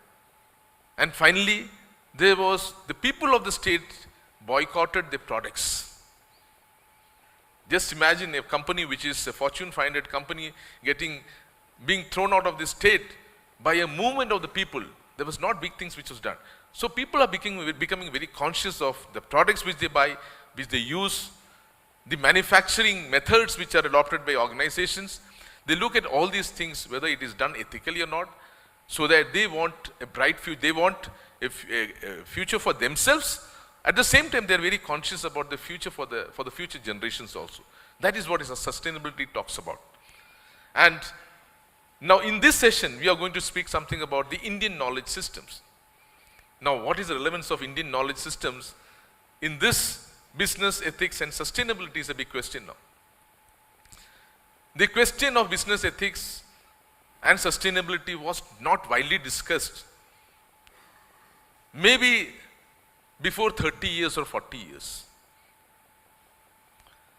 This all happened when there was a large influx of newer technology, innovative methods, new products, multinational companies coming to this country.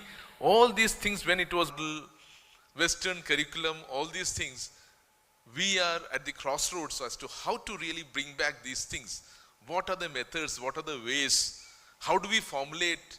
A curriculum in this aspect also becomes a big problem for all of us. I think today we have got our speaker, the keynote speaker, Mr. Bharat Das is there. Bharat Das is there. He is an expert in this area. He has practically implemented various programs, practically designed some courses for Indian knowledge systems. I think his speech will be an eye-opener for all of us. Definitely he will aid us, help us in formulating our own methodology, our own ways to actually design a particular curriculum. So we expect a lot from you. He is a master trainer in this area and he has been training a lot of teachers, faculty members in this area. He is there in most of the regulatory bodies. UGC has also appointed him, plus most of the universities. So I think he is the right choice for all of us. We want to listen to you, hear from you, and see how this can be done. By the way, it is very nice to see a very good audience, very inviting audience, especially such a large crowd of students who are very keenly listening to. I think I was very happy because the moment I started my delivery, I was looking at the students. They were all very keenly listening to me. I think you will further listen to our experts talk also, and you will take home something after this particular session. I call upon Dr. Sri Bharat Das, please.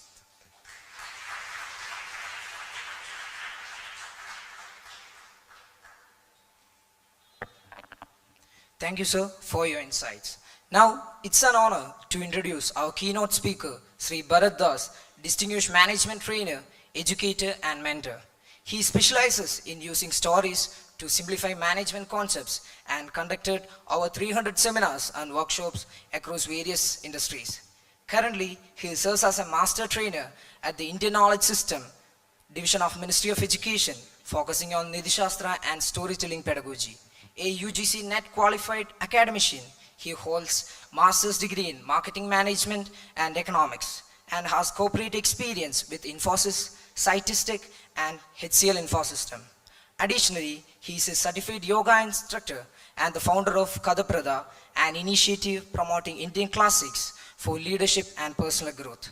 With his vast expertise and innovative approach to management education, we are honored to welcome Dr. Bharat Das for the keynote address.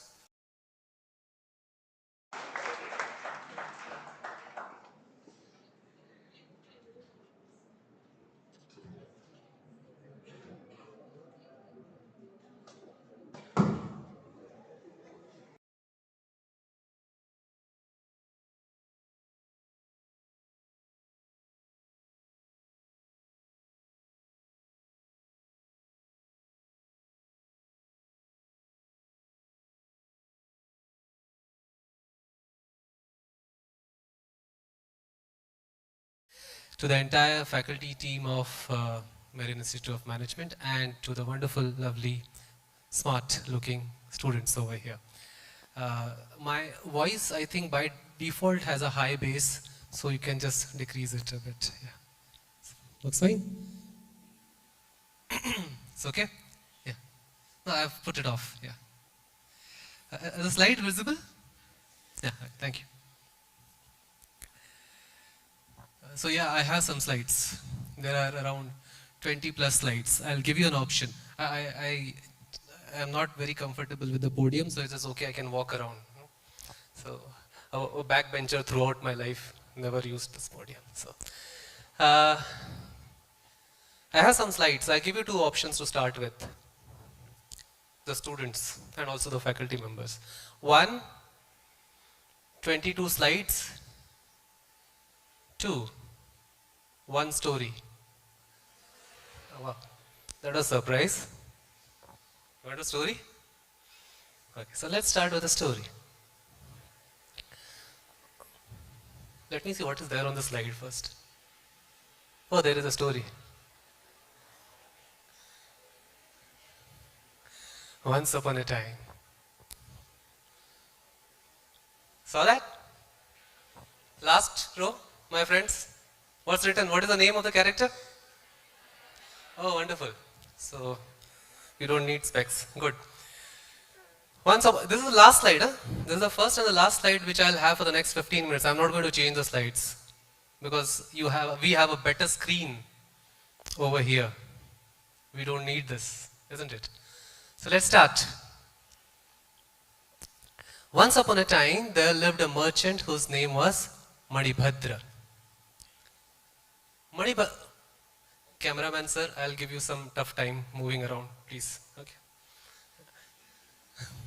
So, Manibhadra was a very successful, well-to-do, powerful merchant. He had earned good amount of wealth through his efforts.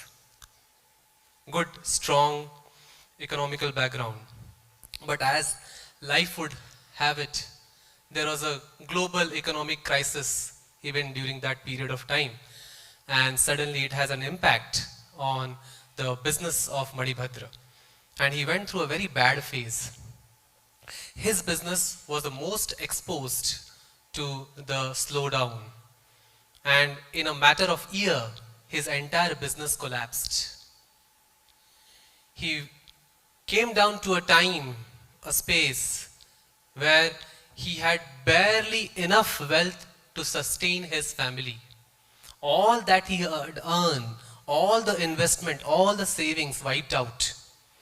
And along with the saving, along with the investment, also went away. Did you do this? He said, yes, sir. Why did you do this? Sir, for gold. Like, what? For gold? Who told you this happens? Sir, I saw it myself. Where? Manibhadra's place, sir. He also did the same thing. He got a heap of gold. But I was not getting. Then the Raja is like, really? Now Manibhadra was a well-known face, right? He once upon a time he was very famous as a merchant. Then Manibhadra was called.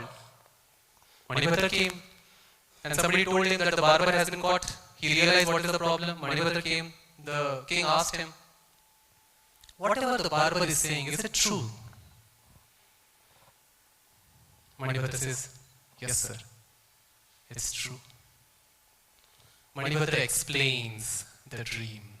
He says, sir, one day prior, the night prior, I got this dream where Padmanidhi, the monk, arrived and he told me, he instructed me to do this. And he told me that he represents my hard work and my ancestors' hard work and goodwill. Well wishes, blessings, hence I did this. The king consults the Purohits and the people who are wise. They say that, yeah, it may be possible. The king, he allows Manibhadra to go and hangs the barber for foolishly following something which he hasn't understood.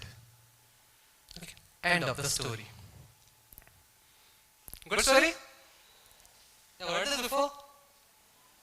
So some slides.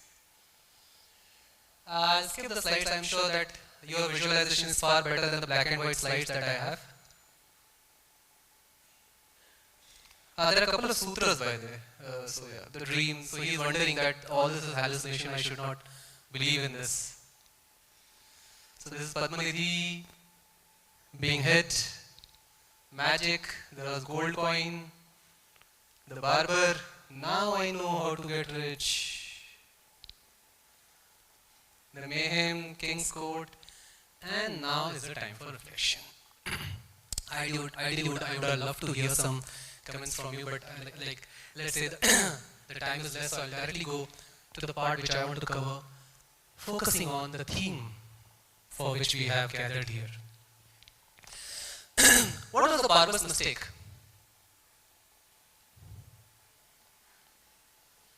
No answers. Just I'll directly go to the question, no reflections. What was the barber's mistake? Blindly follow once? Okay, blindly followed something that he saw, blindly, without having the wisdom to understand it. Wonderful. What's her name, ma'am? Yeah. Can you have a clap for her?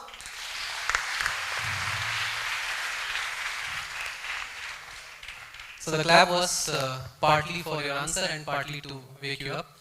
And so now, any other thoughts? Any other mistake? That's the point, we'll take it ahead right now, okay? The first one. What should inspire us? I'll connect with the theme at the end. Let's say what should inspire. We get inspired by others. Anuradhaji talked about profit. What inspires us? People inspire us. People inspire us. Their success story inspires us. Right? Heard of Dolly Chaiwala? Inspires? No? Not successful? Successful. Doesn't inspire you enough? At least the hairstyle? No?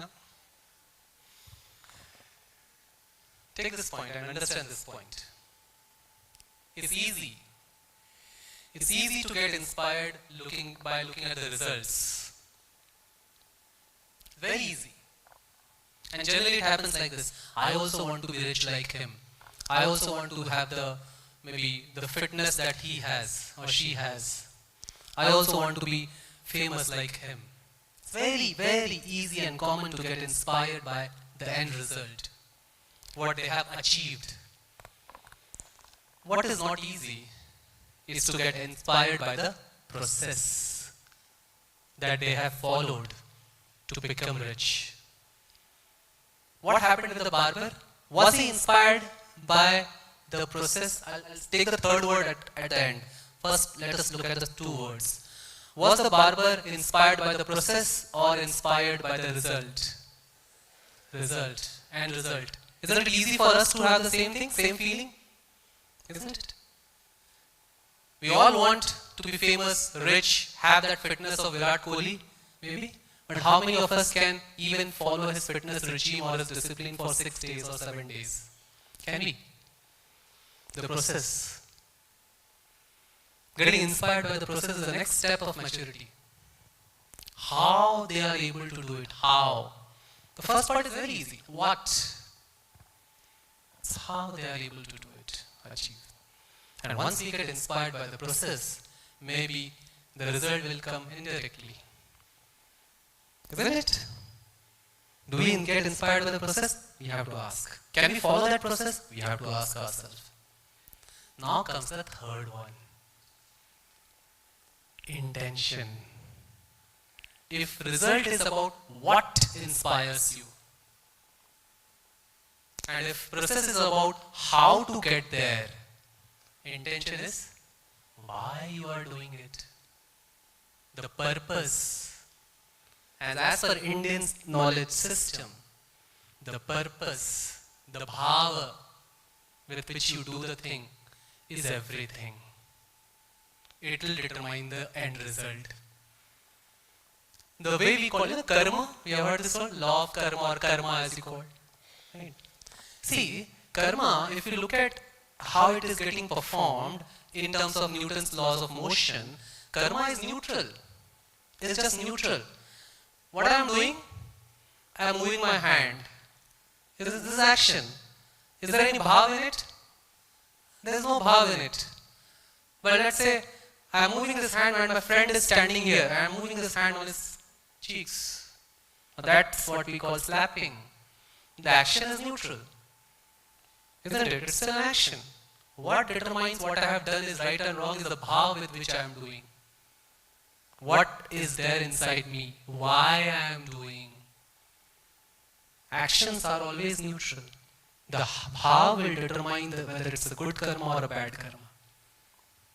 Got my point? What was the action performed by Padmanidhi? Hitting on the head. What was the action performed by the barber? Hitting on the head. If you look at the action, both are same. The process is same. What differentiated both the actions? The purpose, the bhav. One was done with a lot of respect, lot of reverence, lot of faith, love, trust. The other was done with greed, insecurity, quick money. That was the intention. That was the bhav. Otherwise, both the actions are same. The process is exactly as per the SOPs, standard operating procedure. Let them come, take a hit. What differentiated? The bhav. Are you getting it? The intention with which the action is performed will determine the end result. For how long that end result is going to last, sustainable or not. So be careful what inspires you. It's easy to say that Tatas are a successful company, conglomerate. Their secret is in the open. What makes them successful? How many of us are able to copy it? Not easy to get inspired by the bhava, the purpose. What, how, and why. There is a saying that if the why is clear, the how takes care of itself. That's what they're saying. Sure. Yeah.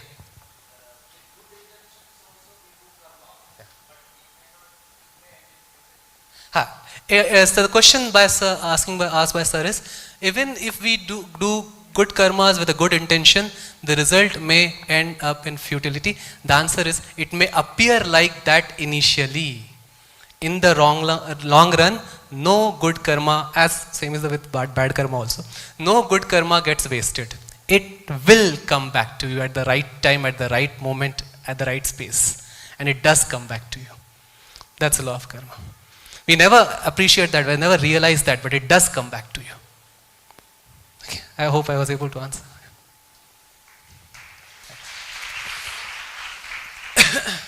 Next, value versus valuation. The debate goes on today. Profit.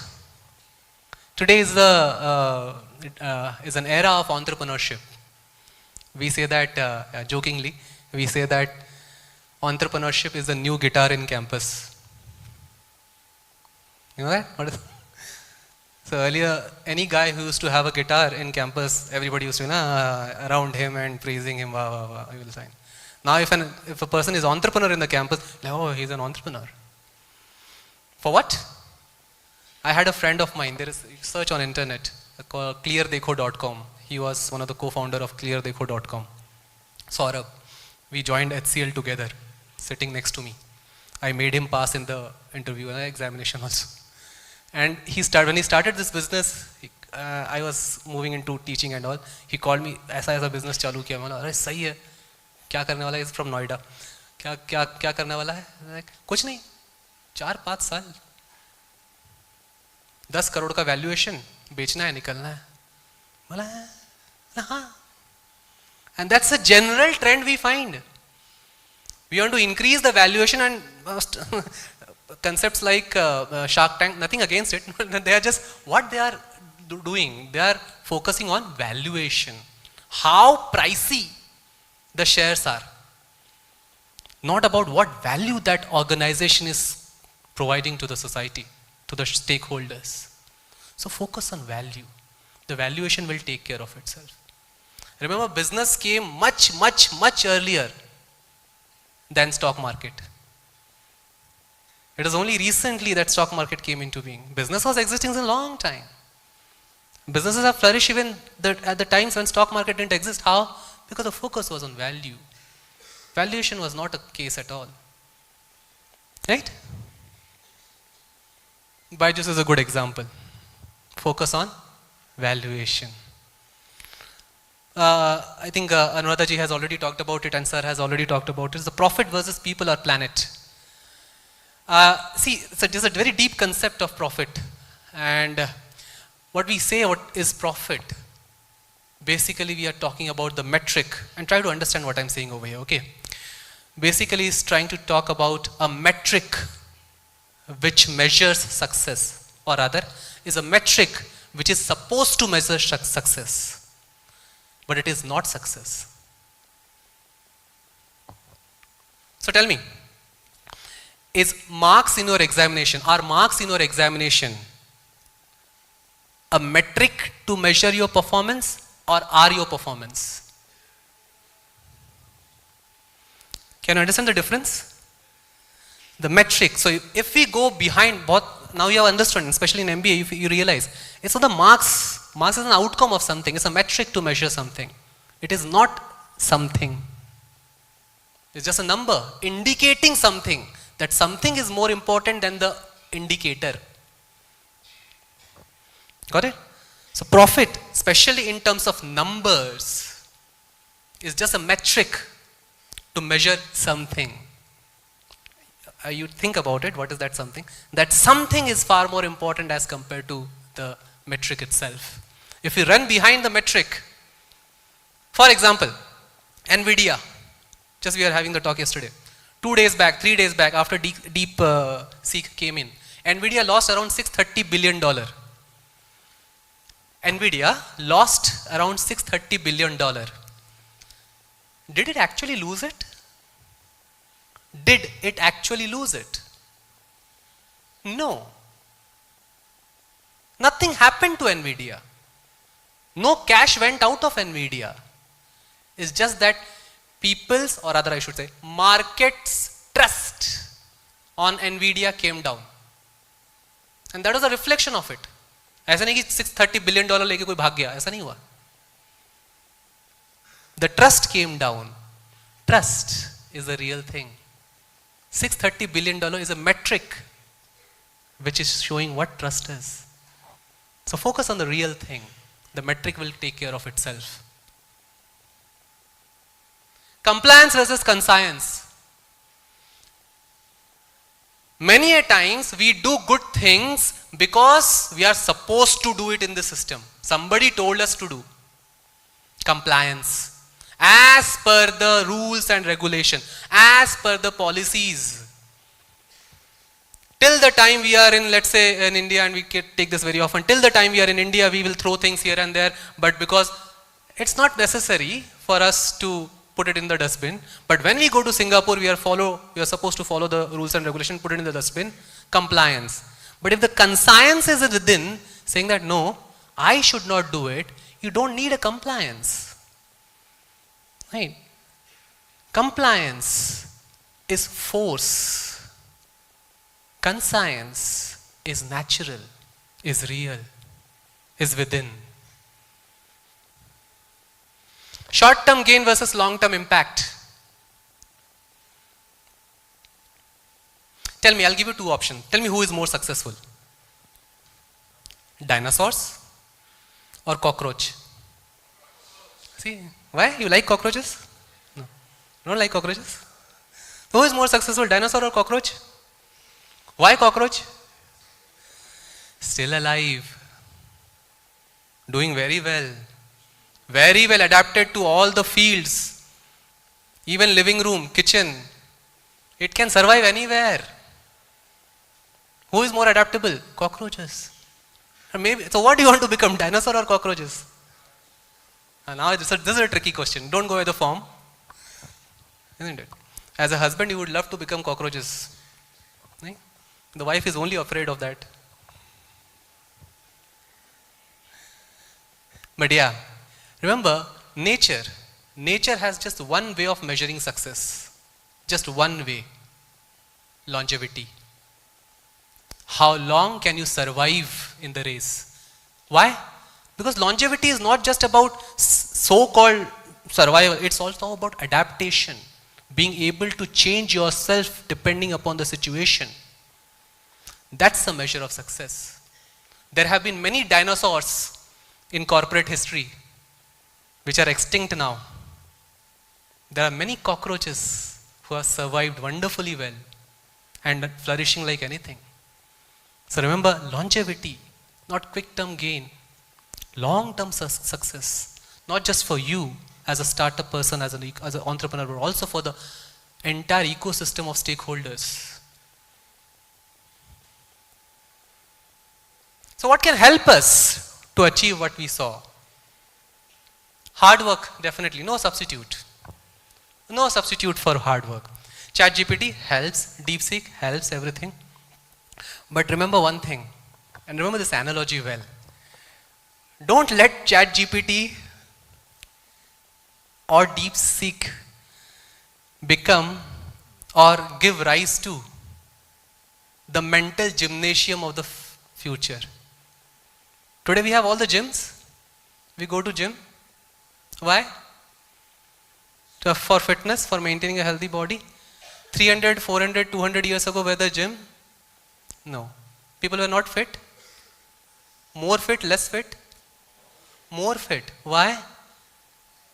Because exercise was something they used to get. Today, exercise is something that we are doing. They used to get it as an outcome. Physical exercise. The same thing can happen to the mental ability also. If we don't use it and we become dependent on machines, then tomorrow or 50 years ago, we might have a mental gym where you are just going to keep this alive, healthy. Exercise that you are doing, not getting. That should not happen. So keep using it. Otherwise, you will also start buffering like that fellow and wondering what to say next. We may even lose the ability to express our emotions through smile, through laughter, because emojis are doing the work, na? The face might lose that ability. So keep that ability alive to be humans. Hard work, mental, physical, both. Respect for the rules of the game. So just respect for the rules of the game. What makes a game, any sport, a sport? Basically the rules. Ethics, morality is following the rules. Remember when you were a kid, you were playing cricket or any other sport and somebody cheated, how you felt? Cut laga hai, no, is being caught, you know that that fellow has hit, but he's still not claiming that he has been hit. It feels bad, he's like, cheater hai. But when we grow up, we lose that ability. Respecting the rules of the game gives you dividend from all front, including your competitors. Respect it. Survival and respect will come naturally from others. Empathy and inclusivity. Be empathetic towards your customer, your stakeholders, other stakeholders, your employees, your friends, your colleagues, your competitors. Be empathetic towards them. Because it's an ecosystem which is getting created. You cannot stand alone. You need your competition to survive. They bring the best out of you. So empathy is understanding the other person. Understanding the person who is following a different approach. Understanding the intention with which he is doing. She is doing the work. And the last one, an attitude of gratitude. Padmanidhi was hit by Manibhadra with a lot of gratitude, lot of thankfulness, because he was representing something, his own hard work and the hard work done by his ancestors. Wherever we are in life, wherever we will reach in life, the success is not just ours, right? There are so many people who have contributed, our gurus, our teachers of the past, of the present, who have helped us not only in the school curriculum, in the college setup or in the MBA part, but also in our life. They all have given some part to us. The society has given something to us. And we are being blessed that through us, we have become the channel through which it gets manifested in the world. It comes to the real world, to the physical world. So we'll have to have that attitude of gratitude, which will help us remain calm, composed, and maybe live a happy life, a less stressful life as compared to carrying the entire burden on the head saying that maine kiya hai. So good to have an attitude of gratitude. There is a saying in one of our shastras, this is the last pointer, which says, how the leader should determine whether a policy is good or bad, whether a step is right or wrong. And it's even quoted by the great Kautilya. And he says that it's very simple. Just remember its statement. Samasta jan kalyanam nirantaram. Samasta jan kalyanam nirantaram. For the greatest good of the largest number of people for the longest period of time. If we can achieve this, I think we are successful. Thank you.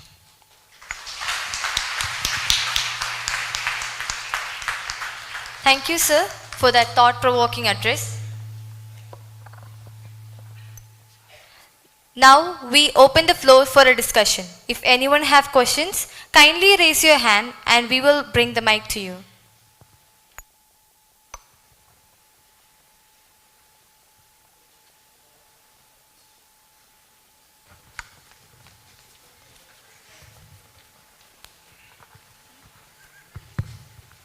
Good afternoon, sir. Good afternoon, ma'am. Sir, day to day the technologies are emerging. So how it will affect how it will impact the ethical principles and decision making in an industry? Good, thank you.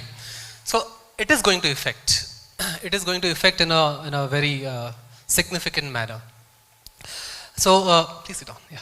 So technology is like the magic wand, which you have in the hand.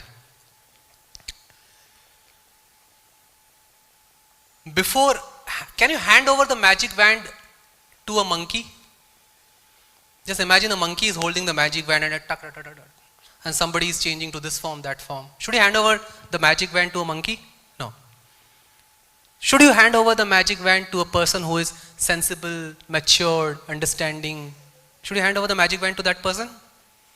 Because that person knows how to handle that power.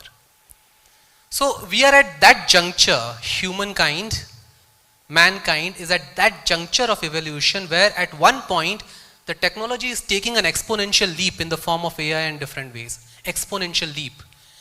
It is becoming a very powerful animal, a very powerful horse. In order to ride that powerful horse, we need a very high degree of consciousness and self-control. And that is the tipping point where we have reached. If we don't match our consciousness, our wisdom with the graph of technology, technology will take over. And that time it will be very difficult for us to govern it. So better we govern ourselves in order to govern the technology, to manage the technology. So yes, policies will be there coming into picture. There are already policies coming into picture. The way we had 30 years ago, there was a information ministry which was set up. I will not be surprised to see a AI ministry coming into picture very soon to take care of the policies regarding it. But then that will be happening at a top level. Even at a bottom level, we have to be matured enough, we have to be understanding enough to understand how to use it, how not to use it, and when to use it, when not to use it. Also the corporate who are dealing with technology, their products that we are using, they also have to understand. If they take any step which is against the mankind, against the survival and in favor of their profit alone, they will not last. They will not last. That's for sure. So yes, we need to have some kind of self-control, governance on self, and we need to have policies in place to manage the powerful technology that is evolving right now. Was I able to answer it? Yeah, thank you. Sir.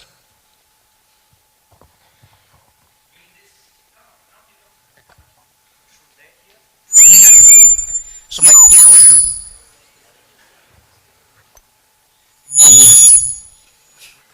my question is, will the overpowering by technology can be avoided? Because in the third stage of industrial revolution, our muscles were overpowered by the machines. And now our mind is going to be overpowered by the machines. And when muscles were overpowered by machines, lifestyle diseases were the result. And what will be happening in future if the mind is going to be overpowered by machines? I think we are already seeing some diseases of the mental mind, and depression being a very common term used nowadays. Good that I see people smiling at the word depression. You should smile at it, not make faces for it. So yes sir, there will be a challenge. As you talked about gym, the mental gym will be a real case. So and we need to keep this active. And the way it is going, again my own personal opinion, I might be wrong in the future, but I think this is not going to stop. We cannot stop technology from evolving. That will be a bit unnatural. It cannot stop. Once we have tasted it, we'll have to go ahead with it. So we cannot stop the development of the horse. We cannot stop the horse becoming more powerful. But yes, we can become a better rider. We can become a strong controller of the horse.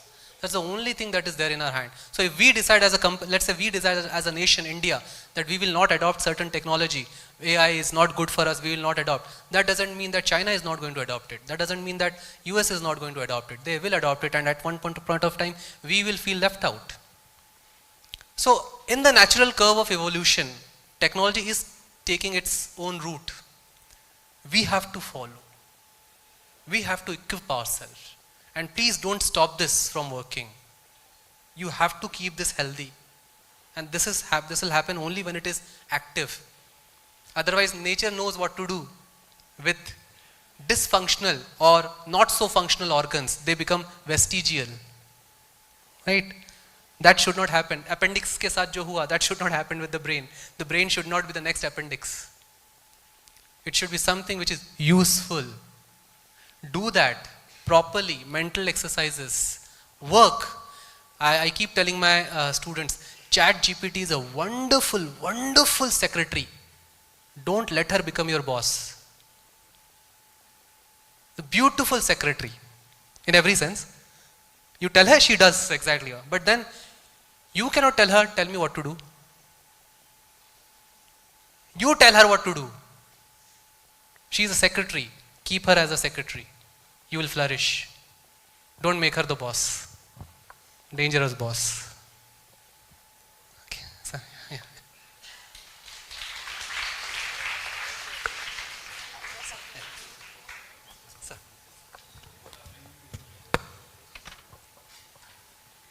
Good afternoon, sir.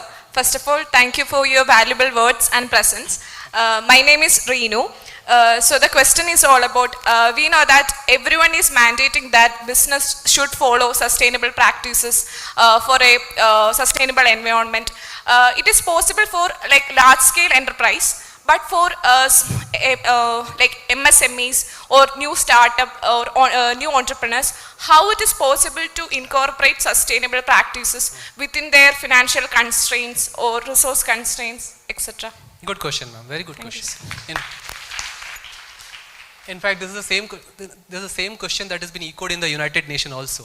So when countries like all the developed countries, they meet together and they come up with SDG goals and sustainability and climate. It's countries like India, we are saying that, you already grew, you earned so many things, you shifted your factories to countries like India and Bangladesh. Now you are saying that go for sustainability.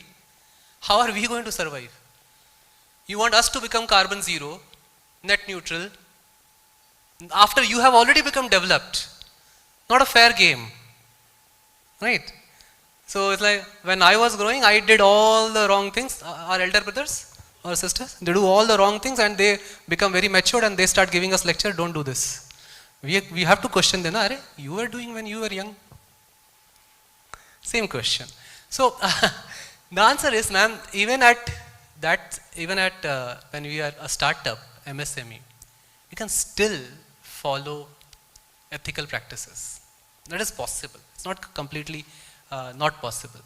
I don't know what is going to happen with I was talking that day also with companies like, let's say, Mu Sigma, InMobi, Zoho. But as far as the current situation goes, right from day one, they have been very ethical and they're doing good. They're doing very good. One of the initial slogans or initial motto of Google, initial mottos of Google was, don't be evil. Okay, don't be evil.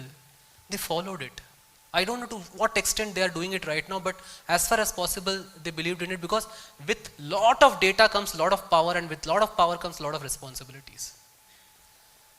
So even from day one, you can be. I'll make a quote from Niti Shastra, okay, and I'll leave it up to you to make the conclusion part or whatever you want to take.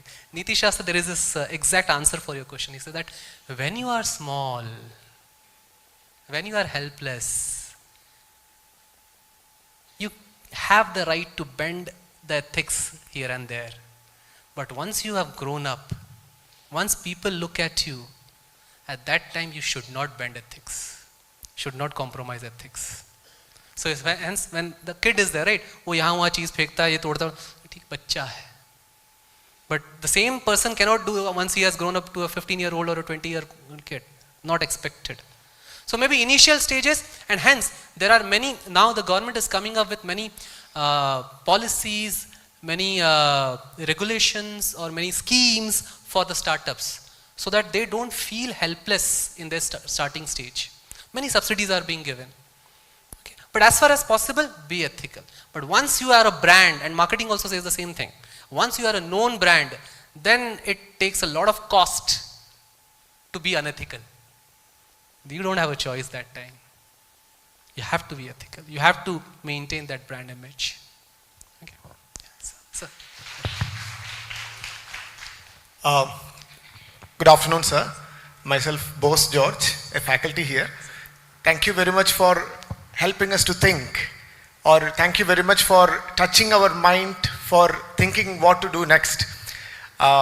It was really an impactful speech. We are all focused when we observe around, when we observe our own life, we have been carried away with the what inspires us. We do like a barber, keep on hitting several places, searching for the pleasure or searching for the treasure that will make us happy, that will make us rich. Now you have touched our life by addressing on why we should do something, or the real purpose of living, the happiness or the prosperity or the harmony, that should be the why that should motivate us. Now, when government has taken lot many steps to shift from this materialistic world to that Indian knowledge system, which will give us the why and the how are we going to teach the younger generation, or how are we going to make this shift in the change? Is this seminars enough? Or when we see the education system itself, we teach them what? We try to teach them the process, and we spend very little on why. So does the government have some plan to have this radical shift from what to why? Thank you, wonderful. Yes. And I think it's a pertinent question to have, to reflect in this forum, and if not in this forum, I don't know where we should. So thank you, sir. Does the government, first of all, education, right? I'll end it with this note maybe later. What the government is trying to do is, yes, they are through the what. See, what is the most visible part? The most visible and manifested part of any process or any something. The how part is a bit subtle, and the why part is even more subtle. So the idea behind the why part, the government's idea is very simple, as Anuradhaji was telling earlier. As a country, as a nation, we had a reputation, we had a stand in the world. We were prosperous, not just in terms of money, but in terms of also our human capital, human intelligence. We are prosperous. So the why part is to get back to that stage of where we again become prosperous, not just in terms of GDP, but also maybe in terms of happiness, in terms of human intellect.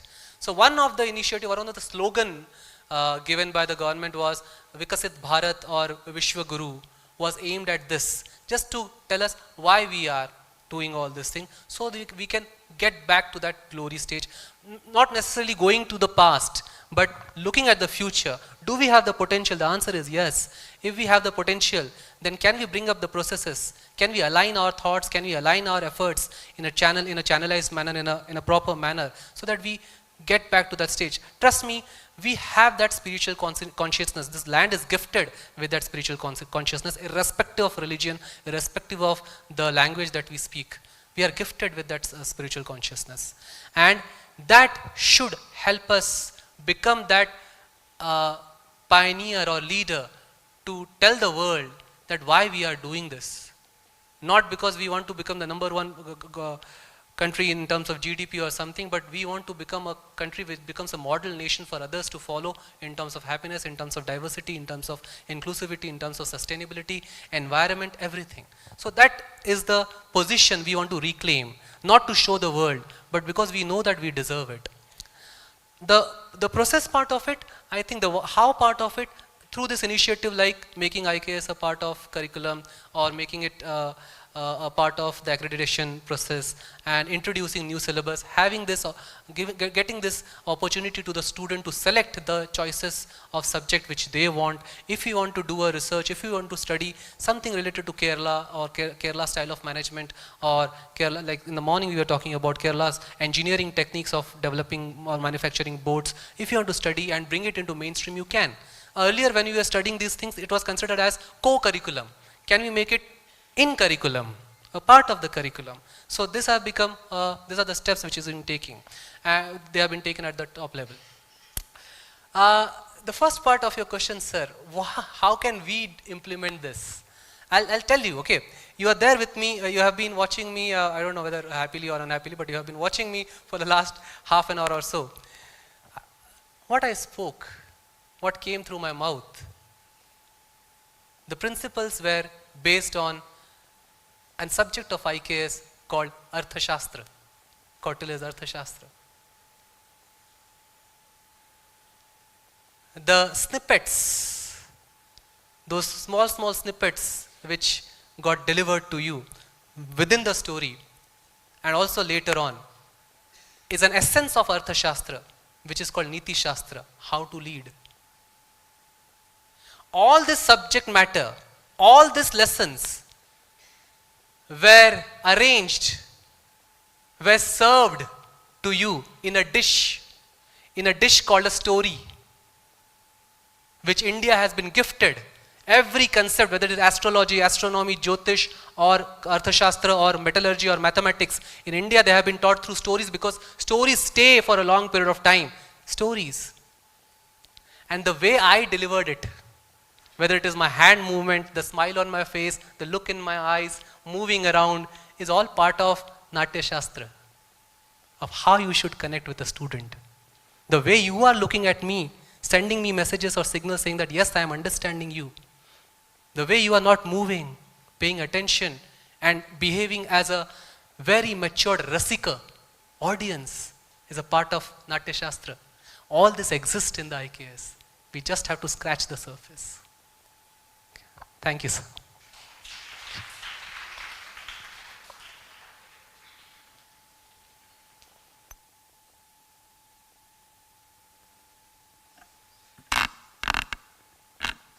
Thank you, sir. It is with great honor and gratitude that we make this moment to appreciate the invaluable contributions of Dr. Johnny Johnson. As a token of our heartfelt appreciation, we would like to present a memento on behalf of Marian Institute of Management. We kindly invite Dr. Johnny Joseph, sir, to come forward and accept this token of our gratitude. May I also request Dr. T.V. Murali Vallaphan, Director, and Reverend Father Dr. Jose Chittadil, Deputy Director of Marian Institute of Management, to do the honor.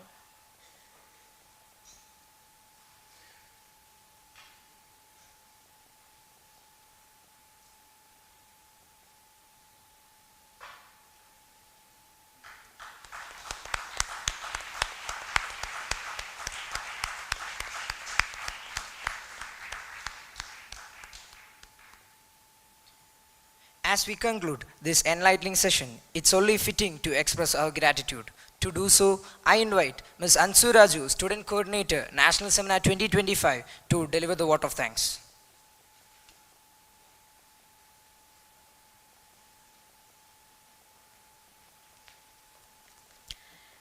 Distinguished dignitaries and esteemed participants, it's my privilege to stand here on behalf of Marian Institute of Management, Marian College, Kuttikkanam, to express our heartfelt gratitude to each one of you for making our event a resounding success.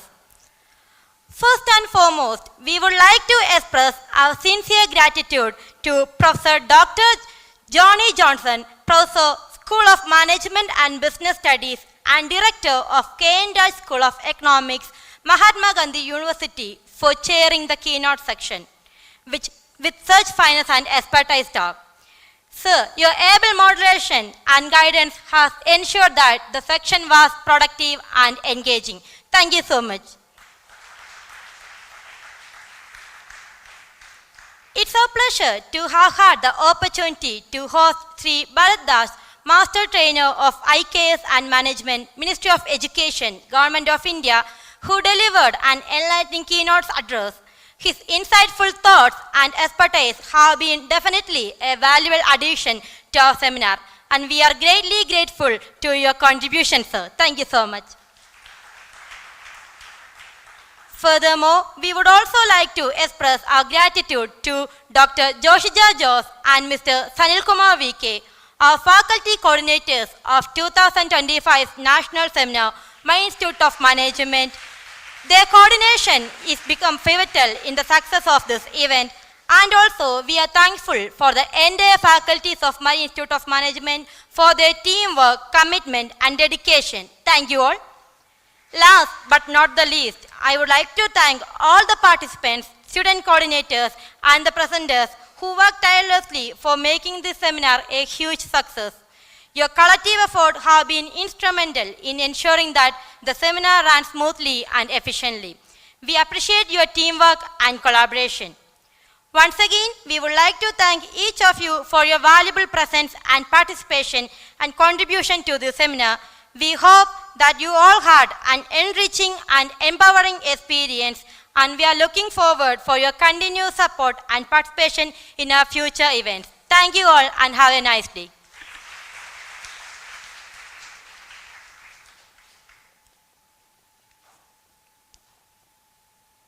Thank you, Ansu. With this, we conclude the keynote session. We address our deepest gratitude to our esteemed speakers for their invaluable insights and thought-provoking perspectives. Your expertise have truly enriched our understanding and added immense value to this seminar. We also extend our sincere appreciation to all the participants for their engagement and keen interest. As we move forward, let us continue to explore, discuss and apply the knowledge gained today. Thank you.